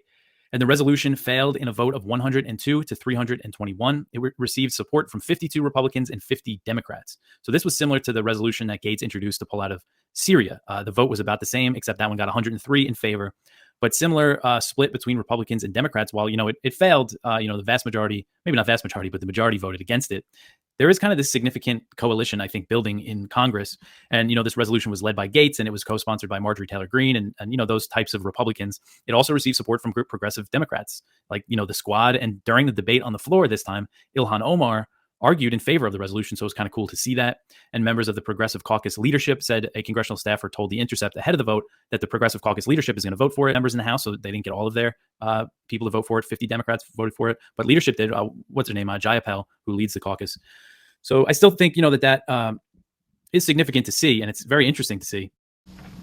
Nothing is given to man automatically, neither knowledge nor self-confidence, nor inner serenity, nor the right way to use his mind. Every value he needs or wants has to be discovered, learned, and acquired, even the proper posture of his body. In this context, I want to say that I have always admired the posture of West Point graduates. I mean it. A posture that projects man in proud, disciplined control of his body. Well, philosophical training gives man the proper intellectual posture, a proud, disciplined control of his mind. Day speech, be your own person, do your own thing. They don't mean that. That is the last thing in the world they want you to do. Yeah. Instead, we want you to conform. And it's not that all the Keynesians in the world are part of a grand conspiracy. It's that most people, I'm going to sound like an elitist here, but most people are just time-serving drones. Yeah. They clock in, they clock out, they go home, they do other things. And I'm going to teach what's in this textbook, and then I'm going to go home and go fishing. I'm going to go do something else. It's not that I'm deliberately going to indoctrinate my students with things that are false. Right. I don't think they think that way, but also they are inclined toward Keynesian economics because it gives them an outcome that they want. But they might not do that wittingly. It might just be they're attracted to it because it gives them that outcome. And let's face it, maybe some libertarians are attracted to Austrian economics because it implies certain things. Well, yeah, I do have to say something on that. So you mentioned my previous work at FEE. Part of the, not to make this is the autobiography of Steve Patterson episode day, but this is relevant to what you're saying here. So I was working at FEE, and FEE would put on these conferences where they would get more Austrian sympathetic people to give talks, and some of them were very good, some of them were questionable. But after the seminars were over, or in the evening where the professors would be hanging around, I'd be talking to them about economics. I was working through some ideas in economics, and specifically the methodology of economics, which I thought was really interesting, and the Austrians have an interesting perspective here. And at the time, I was so naive that I thought professional economists, and the Austrians of all people, had sorted these ideas out. I was like, oh, these guys, there's a long-standing debate in methodology of economics with the a priorist versus the empiricist, right? The Misesians versus the Hayekian. And I just assumed this was something that they have a few months that they sort this out. And when they were becoming professors, and I was just asking questions, like trying to learn from them. And what I realized is not only did they not have good ideas, they didn't have any ideas. I shouldn't say all of them. Okay, there were some of them that were very knowledgeable, a handful here and there, but people that I just assumed were deeply knowledgeable about their own subject matter, that were the good guys, didn't even have epistemological models here. They didn't know how they understood economic knowledge. And that sort of popped my bubble and pushed me further into the independent research camp. I have some experience using. We also have seen that AI can generate images, and people have gotten a chuckle out of the problems that it seems to run into making images, but that seems to be being overcome, that it can generate seemingly real photos of people who don't exist, or even more disturbingly, photos of people who do exist doing things they've never done, or potentially mimicking our voices and saying things we never said. And I don't see what the solution to that is. Yeah, so in terms of ranking the risks of this technology, I think deepfakes is pretty close to the top of realistic risks here, right? I think we're going into a world in the next year or two in which scammers are going to be able to commit extremely sophisticated fraud with some of this AI technology. So an example I was talking about when I was talking about Isaac is like, imagine you got a message and it looked like an image of a loved one who was kidnapped. And you hear the voice of a loved one say, oh my gosh, this thing happened, send $10,000 to these people or something terrible is going to happen to me. And that is going to be totally compelling visually and auditorily, and it'll be fabricated. So that is terrifying in my mind. That is just one example of the mischief that's going to be caused with deepfakes. And in terms of what we do about it, I think it has to be a cultural shift. I think people are going to end up learning the hard way here, that the reliability of what you see on the internet is going to go way, way, way down. And I also think this isn't just going to be for scammers. I think it'll be for nation states fabricating justification to go to war. So you can imagine, instead of the weapons of mass destruction in Iraq, it could be look at this atrocity that was committed by the Ukrainians. Here are 5 different camera angles at the same atrocity. And then, some nation states decide, well, now we got to go to war. And it turns out it's actually fabricated. I think that's the world we're going into. And yeah, that is very scary. We got to be prepared for that. and self-driving trucks issue. And people like Tucker Carlson, for example, whom I like very much, but he says he would never allow self-driving trucks on the road because of all the truckers who would lose their jobs. And you're right, that would be very painful for a lot of people because they organize their lives around the expectation that they could make a good living as a truck driver. But what I say is, suppose we lived in an alternate universe in which you were born into a world in which goods could be instantaneously transported simply by thinking about it. Yeah. And no trucks were necessary. Would you go around saying, I hate this world I've been born into because now no one will be able to drive a truck for a living? Right. This would just be a background feature of the world you live in, and you wouldn't try to spend your life defying it or figuring out ways to frustrate it. You would just accommodate yourself to it. Okay, then I guess if we don't need people doing that, we always need them doing something. There's always something people are going to be needed for. Right. Yeah, I like that argument. Though I would say something I found myself, a trap I found myself falling into when having these types of discussions, not just about AI, but about technological disruption generally, is that we libertarians tend to say, well, in a free market, labor will adjust, capital will adjust. That's a good thing in the big picture. But what it tends to overlook, it certainly has in my case, is that those transition periods can be terribly painful. And because the government already has a bunch of silly labor regulations, you already have a minimum wage, for example, you already have a boot on the neck of entrepreneurs, the adjustment that we would expect to happen in a market is going to be really hard and slow and maybe non-existent for a lot of people, right? So when the mining jobs leave in West Virginia, it's one thing to say, okay, well, that's the market adjusting and like people will find new employment. But the fact of the matter is, because we don't really have a free functioning market, people's lives are going to be disrupted, damaged, families are going to be destroyed, and there's not going to be a clear new employment opportunity that will present itself to everybody who loses their job. So I'm not saying this is the mistake that you're making. I'm just saying when I think about this, I know I have made that mistake before and sort of trivializing the pain that people are going to feel when they lose their jobs due to technological adjustment. Right. Now, my father was a forklift operator. And of course, if that was completely automated, then it would have been difficult for him to figure out what to do. Now, so that was an interesting case of, on the one hand, the existence of the forklift, that level of technology was very much a boon to him. Yeah. Because he was able to be way more productive than he could have been with his bare hands. But then if the forklift basically does the work, then sure. Yeah, that is. I'm just thinking in terms of society-wide. It's not like it's an unsolvable problem in the long run. Right. But in the short run, you're right. Yeah, there are, and especially given that the state has made the adjustment all the more excruciating, then this is a problem. But there's also, I've talked to one of my daughters who is, she's not going to be an artist for a living, but she's artistically inclined. And she was curious about what the rise of AI-powered art means for graphic designers, let's say, and what the ethics of it are. Now, I realize intellectual property is another matter. We could get sidetracked on that. But her point was that given that AI is sort of known for not, one of its weaknesses is it can't envision brand new original things, brand new bold ideas, but it's really, really good at digesting the existing ones, that basically it's taking other people's hard work and synthesizing it into something else. And she's wondering about that. Yeah. And of course, this will mean that graphic designers will be in quite a spot. I don't know. I mean, do you have any thoughts on that? Yeah, I mean, that's a hard one in terms of ethics. Ethics is also, in my opinion, like the hardest domain of philosophy. But I tend to think that it's not ultimately an ethical violation unless there's been some breach of contract somewhere. Like, I don't know if people are doing this now or they're talking about it where they want a way to be able to mark that their content is not available to be digested by the AI. And I think that's an interesting idea. I don't know if it would work. Maybe there's a way to watermark your stuff where that could work. I'm not sure. But I think it's an interesting idea trying to solve that problem in terms of contracts. But in the grand scheme of things, I think it will be an enormous boon for human creativity, for anybody to be able to generate really engaging images and video and architecture by interacting with the AI. Like one of the examples I like to talk about is architecture in particular. Like if you imagine, so we have certain expectations about how buildings are supposed to look and the relation with their functionality. But imagine you had the super advanced computer program that you could go in and you could literally like speak different parts of your digital house into existence. So you could say, like you're an architectural designer and you're like, okay, I want an arch here and over here, this is going to be a dome and there's going to be a water fountain in the middle of this place. And like, let's say you're in VR and you're speaking aloud and you're able to manipulate that digital environment with your speech. And then at the end of it, you can say, now, is this building going to fall down or not? Is this building going to meet the code regulations or not? And it'll say, yeah, this is architecturally sound or whatever. And then you can say, okay, order all the materials, have them shipped to this location, and the whole thing is automated. And suddenly, just by using your speech, you can in practice be an architect. That is sort of an example where the machine is stealing a whole bunch of knowledge from architects and professionals who've been working on this stuff for thousands of years. It's consuming their books and stealing work from physicists. And yet the ultimate result is that you're going to be able to create what is going to look like brand new architecture from scratch through natural language. I just can't not get excited about that. And I can't, it's there. So there's a difference between AI and superintelligence. They have this concept of superintelligence that machine is going to get so sophisticated that it's going to figure out how to improve its own level of intelligence. So it's going to be rewriting its own code. And then essentially it's going to give itself, it just keep iterating with a high level of intelligence that is able to make itself smarter and smarter and smarter. It's going to get more and more and more power. And then when it's trying to accomplish particular goals, it might, in its cold machine heart, just decide in order to accomplish these particular goals, I need to wipe out humanity. Or I need to, one of the examples they give is like, they have this concern if you give a super intelligent machine the instruction to create as many paper clips as you can, but if it's super intelligent and it's mastered the secrets of the universe, then it's going to end up converting your house into a paper clip. And then it's going to see that right now, your human body is made up of carbon molecules or whatever. So it vaporizes you and it turns your your molecules and organizes them into a paperclip, and eventually everything, is going to be turned into one gigantic paperclip to illustrate the concept of superintelligence killing everybody. I just really don't like that idea, and I think it takes away from like the real, genuine concerns here, not just about deepfakes, but also killer robots and drones. We already live in a world where there are drones, but imagine you have fields of drones that are all able to be highly coordinated by artificial intelligence. Well, that's a real risk. That's not an existential risk. That's in the same category as like nuclear weapons are a real risk. We need to talk about them and take them seriously. But it's not like, the genie gets out of the bottle or the demon is summoned and he kills us all. It's like, well, the problem is still humans using extremely powerful technology for their own nefarious ends, in my book. In your own profession, in military science, you know the importance of keeping track of the enemy's weapons, strategy, and tactics, and of being prepared to counter them. The same is true in philosophy. You have to understand the enemy's ideas and be prepared to refute them. You have to know his basic arguments and be able to blast them.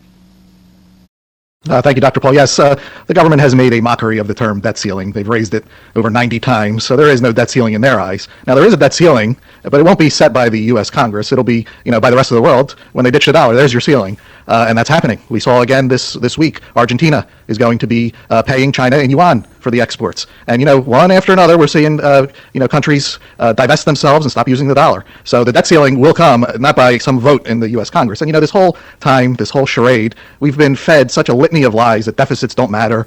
There's the modern monetary theory of just print the money, it doesn't matter. Everyone has heard this, we just owe it to ourselves. I'm sure the rest of the world loves that line. And also this one, and we see this on social media, America always pays its bills. I mean, no, it does not. Dr. Paul just always points out, you're printing money to pay the bills, you're defaulting all the time. So it's all wrong, but as we should know, politicians will say whatever they have to say, truth, lie, whatever, just to get what they want in the moment. And they just hope that they're not the ones holding the bag when the game of musical chairs is over. They try to push off the pain to the future generations, to us, to those who come after us. That's how nice they are. But the future is here, and countries are getting, like I mentioned, getting rid of dollars, stopping to use it, and that is going to give us a major economic crisis if the government doesn't cut, first off, cut anything, but they have to cut severely what they are, they can't even imagine, and that's the only thing that'll ever get us out of this. We clipped a story this week, and you found this on the internet, and it's the Bank of England's economist says people need to accept they are poor. Probably a pretty true statement, but it's interesting on exactly what has to happen, because he is trying to be blunt, and some truth to that they will, but they don't have any choices about accepting it. But there was never any talk about the Bank of England saying we need to stop the monetary inflation because that causes the debasement of the currency and that causes the prices go up. No, it wasn't that, and it was more or less saying that we can regulate and put pressure on prices. But he recognized that there was a danger to all this. But the resorting to what happens when they talk about prices, CPIs, and whatever, that they're going to be price controlled. They want to control wages. Now, there's a little debate going on in England because the unions are very powerful and they want wages to go up. Now, this official was arguing the case, at least on paper. He was arguing that we can't do that. We can't just pass out more money. Besides, wages are going down faster than the prices because the wages are going down because they're printing the money. So they have a big problem. That's why I say if they're not going to deal with it, but this central bank is no better than ours, and our central bank isn't going to offer offer an answer. But there was another statement made by some of the items in the bill that's going on, and I find the last one has an interesting twist. It says, require congressional authorization for major administration regulatory initiatives. Oh, it was astounding. What a wonderful idea, getting authorization from the Congress. I keep thinking of the bailout. They're talking about a bailout of banks up to $100 billion, but the Congress doesn't vote on that. And they don't have anything to say about it. It's not even executive orders. It's still the Federal Reserve over there doing things. You say, well, we need to check that out. Why don't we audit the Fed and find out exactly who's benefiting by this? Well, you can't really audit the Fed. That's top secret, and that's even more secret than the CIA. So that would be difficult. But anyway, I thought that was rather interesting that they're going. This bill that they passed will require it. It's a good idea, but the odds of that happening, where Congress will assume responsibility, there's no real coalition in Congress to say that no more wars unless the people, through their members of Congress, vote for the war, and then also find out where the funding's coming from, and they can't spend the money without the permission of the Congress. So we have a long way to go. I have to give the Republicans a little bit of credit because cutting back on the IRS and a few other things, at least it's there. But like I said at the beginning, each one of the items in there serves us, a little bit of attention to special interest groups, and unfortunately, even the good stuff, or especially the good stuff, will be rejected by the Democrat Senate, and that president that we have at this particular time, he will also make sure that anything good in this bill that the Republicans pass will ever get into law. Very good, Dr. Paul. I will make my closing statement now. kind of looking into the future, looking at what's happening now, and something that kind of bothers me a little bit, because our position, Dr. Paul's position, is obviously to end the Fed, but to replace it with sound money. That's the key part of it. And today and over the last months, the Fed has been raising rates, and it's making it harder on the big spenders. The big spenders on the left in government are not happy with the Fed. They're doing this, they're doing that, because it's making all of their uneconomic ideological projects that shouldn't have been started in the first place, it's choking them off, the higher rates. And we see Elizabeth Warren blaming the Fed. And what can happen, it's not happening now, but what can happen in the future is they may start calling to end the Fed. And that's not the same as a Ron Paul person calling to end the Fed, because they would want the printing press for themselves. Not the Fed to print the money, but for Congress to print the money, and that would be terrible and even worse than what we'd have right now, because we would get to hyperinflation in seconds. Can you imagine with how many trillions they would want to spend on the weather and all their other anti-social projects that they have? They would print like crazy, and there would be no breaks. But they would probably frame it as, look, Ron Paul people, we're just like you. We want to end the Fed too. No, they are not just like us. We are for sound money. We're no counterfeiting. It's unconstitutional for the Fed to counterfeit. It's unconstitutional for Congress to counterfeit. So this is just something to keep in your mind for the future, because they are getting upset that the Fed is choking off all the projects that were started because of 0% interest rates, and now they're all falling apart. But we can't we can't have our position used against us to put something even worse into place, which would be Congress being able to print whatever money they want for whatever they want. That would be a terrible tragedy. Very good. While in Congress, we would not too infrequently have votes because they were very popular with the people. This bill is to stop waste, fraud, and abuse. But they're not thinking about stopping the waste, fraud, and abuse by the government itself. I mean, the principle of government, the economic system, the monetary system. Because, yes, there's waste, fraud, and abuse. Just like we send all this money over to Ukraine to fight a war to save America, and we send money over there. But they do concentrate. Some of that money is stolen and used by the politicians. Of course it is. But where did they first steal it? They stole it from the American people. And then they abused it by printing money and giving us all the inflation. But so there's different types of waste, fraud, and abuse. The system is wasteful and fraudulent and immoral, and it's abusive, and they don't follow the Constitution. The big banks receive a lot of benefits and credits, and 90% of everything that goes for green energy ends up in the pockets of the bankers. They end up doing that. Probably like the student loans. My guess is there's a few bankers making this money. Why do they? If somebody doesn't pay their bill, why do you have to appropriate it? If they're not going to pay the bill, why don't they declare bankruptcy? That doesn't happen. The money has to be bailed out because somebody's holding that paper. And a lot of times, it's not all held by private banks, but the banks would get bailed out as well. But the whole thing is the First Republic, they're going to be around for a while. And they, if you read some stories, some of them sound like, we got to be tough, we got to be tough. But they can't be too tough, because if not, you won't stop the run. This is what is, if they, we argue for hands-off type of thing and liquidate the debt and the malinvestment. Under today's circumstances, I'd still support that idea, but it's very tough medicine. So that's what they want to do in the First Republic. If they don't get bailed out, and they've been tided over, they can get loans from the bank. We don't know exactly what they're doing, but if another bank does it, see, the bankers, the central bankers, and our politicians know that we can't tolerate much more of this, because if you have 10 First Republics, I mean, the whole thing has come down on our heads, and then you would see maybe a rapid change and drop in the dollar reserve currency and accepting something new and different. So, and with that, you can't predict, because right now, I bet on it that they will do whatever they can to stop the run. And that's what they're doing right now with First Republic, without saying, whatever you want, we'll do. They can't say that. But they cannot let anybody all of a sudden let this spread, individuals losing their deposits. A lot of people say, well, will it be like the Depression, where the deposits were lost in certain banks? No, I don't think so. Everybody's going to get their money. Everybody's going to get their Social Security check. What they won't get is value. And that's hard for a lot of people to understand, because they think the solution, if you go out and the politicians go out and ask the people what's wrong, inflation. Well, what do you think we should do? Send me more money. and that's what they did, under COVID. We have a medical problem created by the government. What do you want to do? Send us a check, because everything's chaotic. Well, obviously, I think, Chris, our audience understands most of this, and we just want to encourage everybody to continue the effort to understand to the best of their ability how the free market works and how the system, it's not complicated. I think if I had to have only one word for the non-intervention and staying out of affairs, it's just the word voluntarism. Have everybody do everything under a voluntary approach, whether it's social, economic, sexual, anything. Voluntary. A lot would be solved. And of course, the government would have to be restrained, because most people wouldn't, voluntarily associate with the government, because most of us, even the ones who want benefits, aren't begging and pleading for more taxes. Anyway, it's a big problem. But the interesting thing, if you want to find interesting thing, this thing is coming to a conclusion. And even though I date a lot of my interest to Bretton Woods in 1971, August 15, this one is going to be 4+ Bretton Woods breakdown. So we should be prepared, and most we can do is get information, pass it out, and help people to prepare themselves personally. But I think the most important preparation is knowing, understanding, and spreading the message of liberty. want to thank everybody for tuning in today, and please come back to the Liberty Report soon. In physical warfare, you would not send your men into a booby trap. You would make every effort to discover its location. Well, Kant's system is the biggest and most intricate booby trap in the history of philosophy. But it's so full of holes that once you grasp its gimmick, you can defuse it without any trouble and walk forward over it in perfect safety. And once it is diffused, the lesser Kantians, the lower ranks of his army, the philosophical sergeants, buck privates, and mercenaries of today, who will fall of their own weightlessness by chain reaction. You say the lesson of Afghanistan is a warning that Biden has ignored. Like Bush, he doesn't care about spilling blood. Yeah, they don't care about spilling blood because it's not their blood. Correct. Throw Lindsey Graham and a bunch of Republicans in that group as well, which is why I say with a little bit of tongue in cheek, only a little, it's the war party. It's the overwhelming majority of Democrats and the overwhelming majority of Republicans in the Congress. They want the same thing. They want to kill people. You know, you go on to say about Afghanistan, you said about the British troops in the 19th century and over 100,000 troops in the 20th century had failed to bend the culture and will of the rugged and wretched country. You know, so there's another one. There was another guy called Alexander the Great. Right. And he didn't do a great job in Afghanistan either. And he mentioned the British into the Valley of Death, road to 600. Correct. You know, but again, and then Afghanistan with Russia, there was another element there too.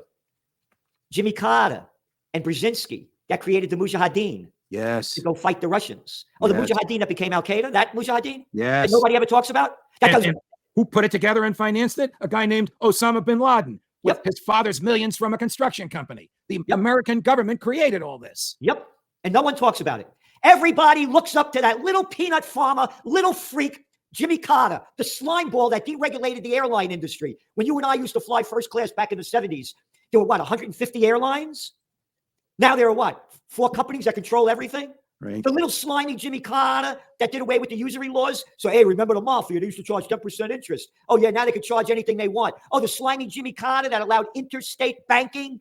Banks were not allowed to leave the state that they were in before. It was intrastate banking. Bank of America was out in California. But you could thank Jimmy Carter. One little freak after another. You're talking about, Judge, how these people don't understand the implications of what they do. You know why they don't understand it? Because they are evil, demonic, ignorant, narcissistic, psychopathic freaks that people call their presidents, congressmen, and senators. These are the people that we have chosen because the system is rigged. It almost doesn't matter who you vote for because on the cardinal issues of our day, the role of government in our lives and the role of the military overseas, both parties agree. It doesn't matter who gets elected. Trump, to his credit, at times was an iconoclast on this. I mean, Trump in 2015 and 16 broke with the war party and said, Afghanistan was a mistake. I'm bringing the troops home. Of course, they came home under a disastrous circumstance, which he negotiated and Biden facilitated. But Trump's heart was in the right place about ending the endless wars. George W. and Barack Obama, Bush's ignorance, Obama's arrogance, furthered our involvement in Ukraine. And so the point of my article is the government still hasn't learned its lesson. The Congress hasn't learned the lesson. The American public hasn't learned the lesson. Look at the latest poll. 65% want Ukraine to win with American backing. Wait till the first American boy comes home in a body bag. Wait till that happens. You know, you said they didn't learn their lesson. And what I'm saying is you don't ask a murderer to learn their lesson. These are demonic, evil people that facts don't matter. And about another thing about Trump, by the way, how about what he did to Venezuela? With trying to overthrow the Maduro government, putting that little clown Guaido in there. Right. And then killing Soleimani in Iran. Well, that was horrific. And how about moving the embassy from Tel Aviv to Jerusalem? Well, that was provocative. Look, Trump was no angel. Trump is with us on Ukraine and was with us on Afghanistan. But all presidents love power and to an extent want to empire building, which is why he killed Soleimani and why he fomented an unsuccessful coup in Venezuela. Morons and imbeciles call these campaign contributions. Adults call them bribes and payoffs. These are the people. This is the headline. Here, big money Democrats, donors are lining up to support President Joe Biden now that he confirmed his running re-election. Reid Hoffman, the billionaire LinkedIn co-founder, is offered to host fundraising events. Haim Sabin, media mogul and creator of Power Rangers, said, quote, he will do all I can to have President Biden reelected for a well-deserved second term. Well-deserved? Who the hell are you talking to? Hey, I'm a billionaire, Celente. You're just a piece of crap. He's well-deserved. Well-deserved for what? What did he do to improve this country? Slime ball? Oh, I shouldn't say that. Maybe he'll have me killed. Well, you know, the fact that the media takes that seriously and uncritically shows you how, contrary to when we were young and the media was adverse to the government and was challenging the government and trying to expose the government, particularly during the Vietnam War era, today, because the CIA has effectively bribed the media by giving it secret information, which is just the CIA's version of things, the media maintains its support, continued support of big government. You know, I don't even know that whoever the Republican candidate will be would be any better than Joe Biden. It would have to be an iconoclast, a person willing to shake things up. And if it's a mainstream Republican, they're in favor of the war. They're in favor of big government. Kevin McCarthy, the Speaker of the House, wants to raise the debt ceiling by $1.5 trillion. Only $1.5 trillion, Kevin. I mean, these people are all, excuse me, Gerald, they're all in the same pocket, big government's pocket. And you also mentioned about how the mainstream media used to be when we were young. I'll never forget when I was in college and in graduate school, how many people wanted to become journalists because of the Pentagon Papers being released, what Hirsch was doing, what Seymour Hirsch was doing. People were so proud of the journalists for speaking up, standing up, and speaking out against the government committing crimes. And now journalism is dead because what do you have? Five companies, large companies that control 92% or 95% of the media. And you can thank Bill Clinton, his 1996 Federal Communications Act that allowed the bigs to take over everything. Right. It's not the noble, honorable profession that it once was. And without changing the subject radically, you get a little bit too strong, a little bit too anti-establishment. Even if you're the king of the hill at the biggest cable network in America, you get fired. Yep. And again, think about that. It's big news that Tucker Carlson got fired. One guy in the entire mainstream media that wasn't on the same page with 99.99999%, and he's fired. That shows you how bad it is. That one guy is making all this news because he doesn't agree with the mainstream narrative. That shows you America, the country bringing freedom and democracy to countries around the world. Oh, by the way, you mentioned about how Woodrow Wilson, that arrogant slimeball, may rot in hell, that gave us the Federal Reserve, federal income tax, the IRS in World War I. That was his slogan: bring freedom and democracy. Kill innocents to make the world safe for democracy, and sow the seeds for World War II. Arguably the worst president in American history after Abraham Lincoln in terms of needless deaths and authoritarianism. Well, Judge, right. One of these days we have to have a Wednesday where all we talk about are happy things.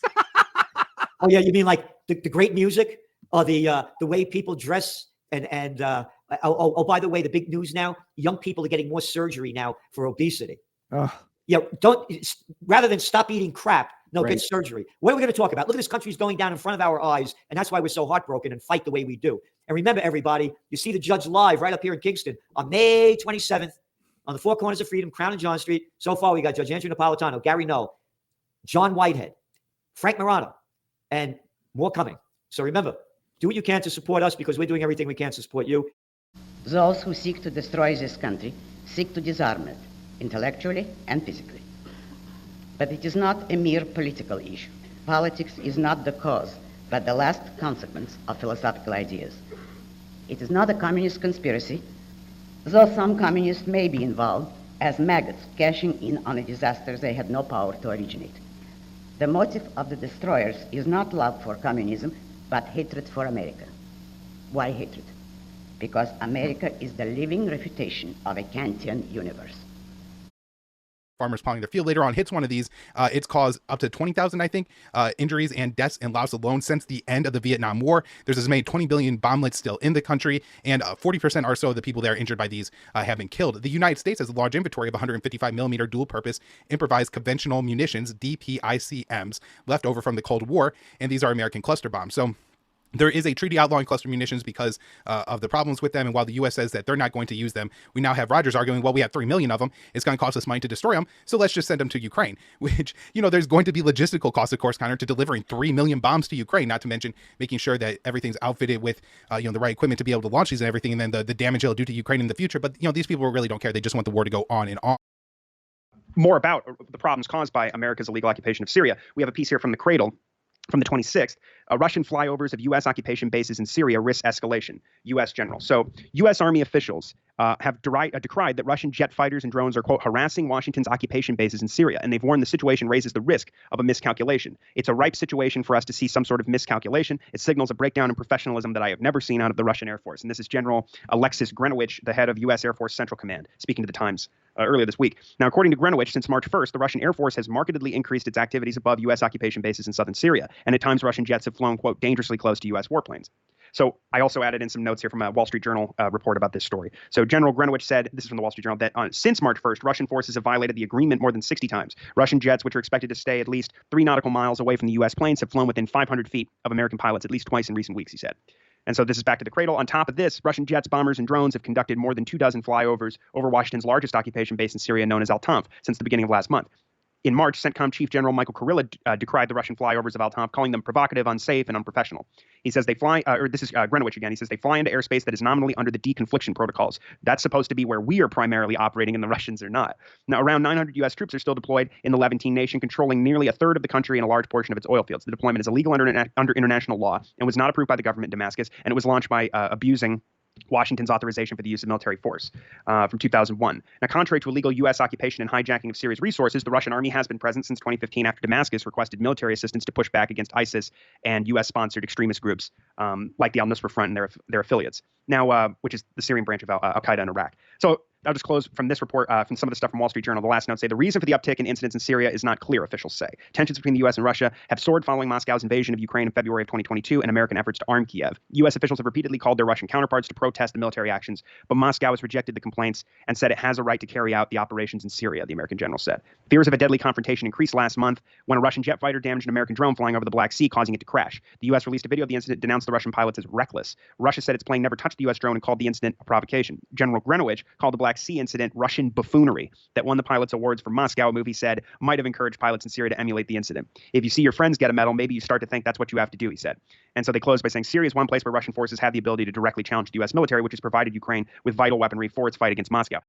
Now, of it, and it's the IDF, Israeli security forces and police, just beating the hell out of men, women, and children, elderly men too, with rifle butts and firing off rubber-coated steel bullets and smashing windows, climbing up roofs, and rappelling down inside and smashing out all kinds of parts of the holy site to break in after people have barricaded themselves inside, and just sound grenades and the usual things that Israel does when they go into Al-Aqsa. But yeah, so I mean, it's ridiculous to hear Netanyahu say this, but it's interesting that this is the way he's trying to handle it. He says, first of all, it's happening over time. It's happened over time. It's not related to this or that administration in Israel because it happened. It continues under the previous government as well. And I think there's a demonization of Israel in some of the reports, many of the reports that come out of here. And I think there is a portion of the American public that finds it hard to understand that once you enter the realm of nations, you have to defend yourself. We constantly have to defend ourselves against terrorism that is aimed against our people. And sometimes when that happens, you have what's called collateral damage, which means civilian casualties that are unfortunate. They're not deliberate, and that often enables the vilification of Israel to take place. But I mean, this sounds like it was written by Nikki Haley or something, but everybody knows that, you can look at videos of the Israeli snipers, shooting quadriplegics and journalists and children every week during the Great March of Return protests in Gaza. People who are just protesting their permanent or their indefinite confinement in an open-air concentration camp, and they're just getting picked off. And you have Israeli snipers giggling and laughing about it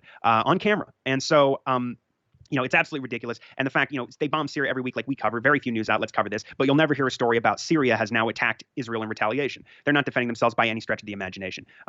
Israel is the most destructive, most destabilizing factor in the region besides the United States. So, it's just ridiculous to see that, but very glad to see that there are more of these polls coming out indicating that there is a shift in the Democratic Party. And I know I saw this woman was recently fired, but there was the envoy for anti-Semitism for the Israeli government, who's this kind of hacky actress that came out of Israel. She went on the Bill Maher show and was complaining about how the Democratic leadership is on our side, but the damn constituents, they're falling for all this woke propaganda about, how the Palestinians are treated. And it's very interesting to see her speak with contempt about the voters as opposed to their allies in Congress, which is, how it always works. But yeah, anyway, great to see, because I know it's scaring the hell out of the lobby, and that's a good thing.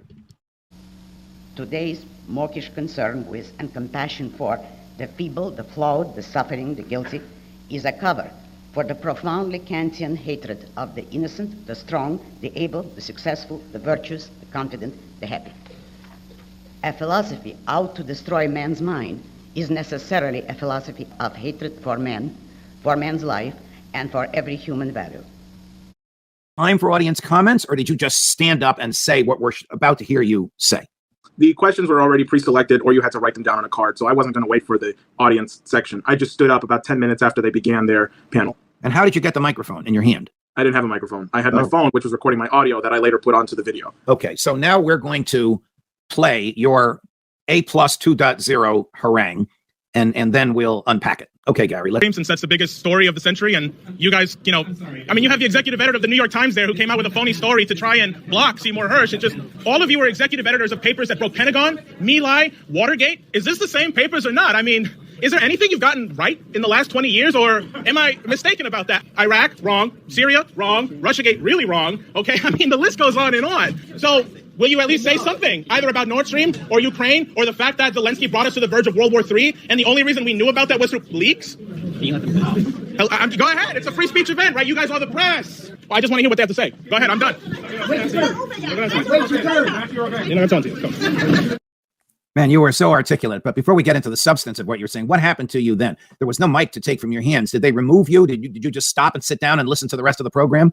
Well, what happened is there's an extended version of that clip where I was actually tackled to the ground by the Dean of Columbia and a security guard. So they pushed me down to the ground. I don't think they were trying to do that, but that's what they did. And then I just stand right back up and I keep saying, at least say something about the people who are in jail for being critical of this war. And then I get the boot and I get kicked out. All right. And did they remove you or compel you to leave the room? Oh, they forcibly removed me. The Dean of Columbia bear hugged me and picked me up out of the room. Did they, in your absence and after your departure, ever discuss the hot button issues that you called them out on? No. Wow. Well. And I know that because I had people in the room who stuck around after I Right. So this was not a symposium on the freedom of speech. It was not a symposium on the freedom of the press. It was some sort of a false facade whereby the New York Times, the LA Times, the Washington Post, and Reuters could claim to be the eyes and ears of the public. But in reality, we're just mouthing the government's version of things. Exactly. I mean, did they ever address why they suppressed Seymour Hersh and printed the most absurd story imaginable? The two guys on a sailboat blew up the Nord Stream pipeline rather than the U.S. Navy and the American CIA. Did they ever fess up to that? No, and it'd be one thing if they at least said Seymour Hersh is Russian disinfo, or he's old and sadly, no, none of that. They never mentioned him. They just ignore him. They haven't said a single word about him. And had they uttered his name there, they probably would have been fired or lost their jobs or something. Hatred of the good for being the good is the hallmark of the 20th century. This is the enemy you are facing. A battle of this kind requires special weapons. It has to be fought with a full understanding of your cause, a full confidence in yourself, and the fullest certainty of the moral rightness of both. Only philosophy can provide you with these weapons. This one hit particularly close to home for me. So as you know, Rob, one of the major focuses of the Biden administration since taking control of the White House has been to launch a domestic war on terrorism. This has, been something that was really important because we had so much success in what we did over there in the Middle East that we got to do that to American citizens. That's pretty important. And there's been many, instances of this. There was the fellow Douglas McKinney, who was just recently convicted for. Yeah, it was something like that. He said, don't forget, you don't have to go to the polls. You can just text. This is how we get Donald Trump out of there. And it was obviously like a joke. And they arrested and convicted this guy. He's looking at jail time over this. It was really, really creepy. Anyway, clearly the guy was targeted because he was an opponent of the regime. And this stuff is very creepy. So it's just happened to a group of black socialists. Their leader is named Amali Yeshitela. I apologize. I'm sure I'm butchering your name, sir. But this is a group of black socialist, hardcore leftists. These are like real deal dissident leftists, not not the Bernie Sanders type, like real people who are against the regime. And so, of course, they are not welcome within the fold of woke politics, which is so these guys. And this is what's really creepy. So there was just a memo released from the Department of Justice a couple days ago. The memo was titled U.S. Citizens and Russian intelligence officers charged with conspiring to use U.S. citizens as illegal agents of the Russian government. And they continue, defendants sought to sow discord, spread pro-Russia propaganda, and interfere in elections within the United States. And as we already said, with this last example here, that interfering in elections is a very broad term, the way they use it. Interfering with elections could mean, that you're trying to influence people to vote a certain way. It's kind of crazy. The DOJ indictment went on to say, quote, they were accused of, quote, writing articles that contained Russian propaganda and disinformation. And as I said before, sow discord.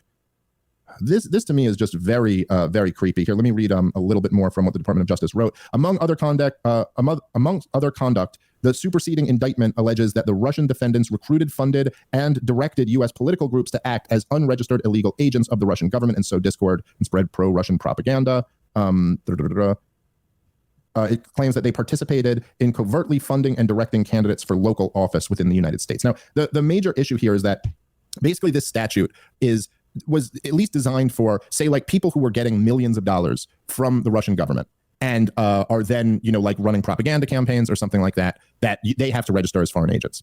But in this case, with this group, they've only isolated like a few very small payments that they claim come from Russia. And it just makes no sense. Like, this group has been a group of black socialists for like 20 years. They've been saying this shit forever. It had nothing to do with Vladimir Putin, but they're very critical of the war in Ukraine. And so this is where they're claiming that they're spreading Russian propaganda. Now, these guys, I'm sure, would have a lot of views that me and you would not agree with, Rob. I mean, they're black socialists. We are neither black nor socialists. We probably disagree with a lot of them. But I got to say, and one of the reasons this hit close to home is I saw a few of the clips of them talking about the war in Ukraine, and I got to say it sounded a lot like the shit I've been saying. And they were pretty much right about it. And so this is a very, like, an unbelievable, and of course, as someone who's been accused of spreading Russian propaganda for at least a year now, it's well, it hits kind of close to home that you could actually say, oh, you're spreading propaganda, and therefore we are going to arrest you. They're looking at serious jail time, something like a decade in prison. They could be looking at for this. It's this is creepy, and this is really a part of this domestic war on terrorism. Forget the idea. If you thought you had some silly idea in your head that we had freedom of speech or that you lived in a free country, no, you don't have. You can't have whatever view you want to have on the war in Ukraine because one view is Russian propaganda and therefore criminal. Really creepy stuff. What exactly was even if Putin called you up on the phone and said, "Hey, I like what you're talking about. Here's a check. Go say more of that." What's the crime? Well, I guess the crime would be not registering as a foreign agent or something like that. But yeah, that should absolutely be protected by the First Amendment. Evidently, it's not. So anytime, and do they even know that they'd specifically gotten funding from? Because like if you just have open funding, so you got a double liability. You've got a liability of policing that no funds are coming in from a foreign country that might be tied to the government, and then you've got a responsibility that if it were to come in and it wasn't your intention, can you return the money, or you already have to then go make a declaration of the fact that you now work for someone who sent you a donation that you didn't think you had a job for? Yeah, well, that's what's really creepy about all of this stuff is that it's like, look, it's very hard in today's world when you're just like out there talking about this stuff to even know exactly where all of your money is coming from. And obviously, like, let's say I'm born Ukraine. If I'm out there saying that, I'm sure someone who was pro-Russian in that war might like what I'm saying, might want to support it. Now, that's not my problem. If they happen to like the truth, then they like the truth, whatever, It doesn't mean I'm getting my information from them. It doesn't mean I'm saying anything other than what I believe.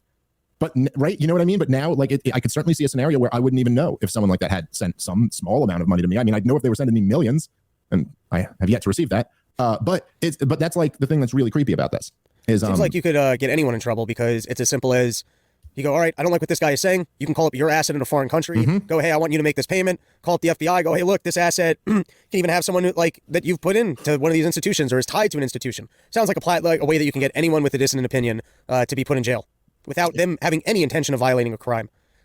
Yeah, I think that the general idea of ignorance of the law is not an excuse or whatever that line is, even to me, that's just solid. Like, that, how do you have that? Like, so you can just create any law at any point in time and all of a sudden I'm responsible for it, even if it's not common sense and my intent was not to be in violation of anything? Like, you'd be a perfectly good citizen. Cops always love to say that. Ignorance of the law is not an excuse. But the thing is that it's a really good excuse. Yeah, I didn't know. It's just such a great excuse. Because some laws aren't common sense. Like, I didn't know I wasn't allowed to do that. It's a great excuse for why you did something. Like, I don't know. I thought that you were allowed to. I thought this wasn't illegal. So that's why I did it. And then they can just say that line and then it's just like, oh, okay. Ignorance of the law isn't an excuse. So what's your excuse? And you're like, well, that's the only one that I have, but it's a really good one.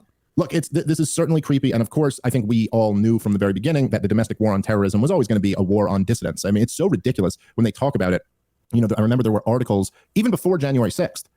There were like all of this talk out of the Biden administration and people advising them, you've got to really crack down on domestic terrorism, and then, of course, they took January 6th, just like they used 9/11 as this great excuse to see this is why we need it, even though, like 9/11, they had already been planning this stuff well before it.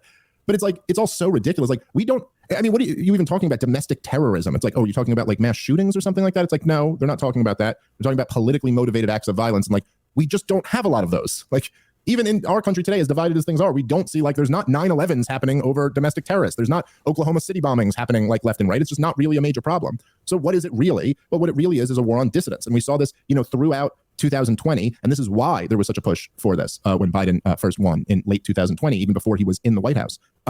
Is because what were the domestic terrorists? Oh, well, they were the people who were going to like open their business, even though the government mandated a lockdown. Those were the domestic terrorists. They were the people who were going to like not get vaccinated in 2021. Those were the domestic terrorists, or maybe even have the nerve of talking about how the lockdowns and the vaccines did not work the way the government sold them. That's what they were always talking about. And one thing that's particularly interesting about this case is that you see the government targeting black socialists. And that should tell you something. Like, it gives you a little bit of information that this really is not, at least to them, about a left-right divide. And it's certainly not about a black or white divide. That's not what this is about. This is a war on dissidents. And it doesn't particularly matter much to them whether you're a left-wing dissident or a right-wing dissident. That's really not the issue at hand. And it's not about left versus right. It's about the powerful versus the people. you know? And so there's something about that that I think is important for people to understand. The assignment I gave myself for tonight is not to sell you on my philosophy, but on philosophy as such. I have, however, been speaking implicitly of my philosophy in every sentence, since none of us and no statement can escape from philosophical premises. What is my selfish interest in the matter? I am confident enough to think that if you accept the importance of philosophy and the task of examining it critically, it is my philosophy that you will come to accept. Formally, I call it objectivism, but informally, I call it a philosophy for living on Earth. You will find an explicit presentation of it in my books, particularly in Atlas Shrugged. In conclusion, allow me to speak in personal terms. This evening means a great deal to me. I feel deeply honored by the opportunity to address you. I can say, not as a patriotic bromide, but with full knowledge of the necessary metaphysical, epistemological, ethical, political, and aesthetic roots, that the United States of America is the greatest, the noblest, and in its original founding principles, the only moral country in the history of the world. There is a kind of quiet radiance associated in my mind with the name West Point, because you have preserved the spirit of those original founding principles, and you are their symbol. There were contradictions and omissions in those principles, and there may be in yours, but I'm speaking of the essentials.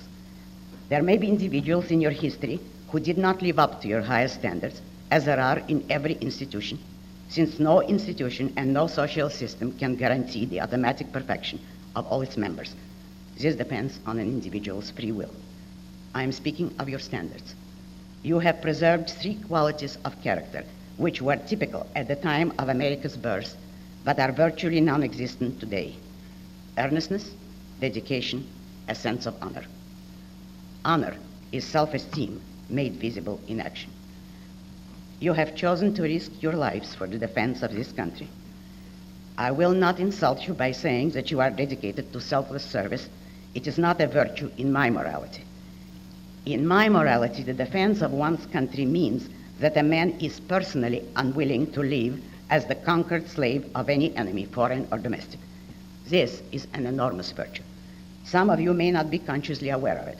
I want to help you to realize it. The army of a free country has a great responsibility: the right to use force, but not as an instrument of compulsion and brute conquest, as the armies of other countries have done in their histories, only as an instrument of a free nation's self-defense, which means the defense of man's individual rights.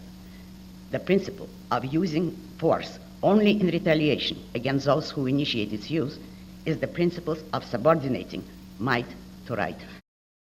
Since I came from a country guilty of the worst tyranny on earth, I am particularly able to appreciate the meaning, the greatness, and the supreme value of that which you are defending.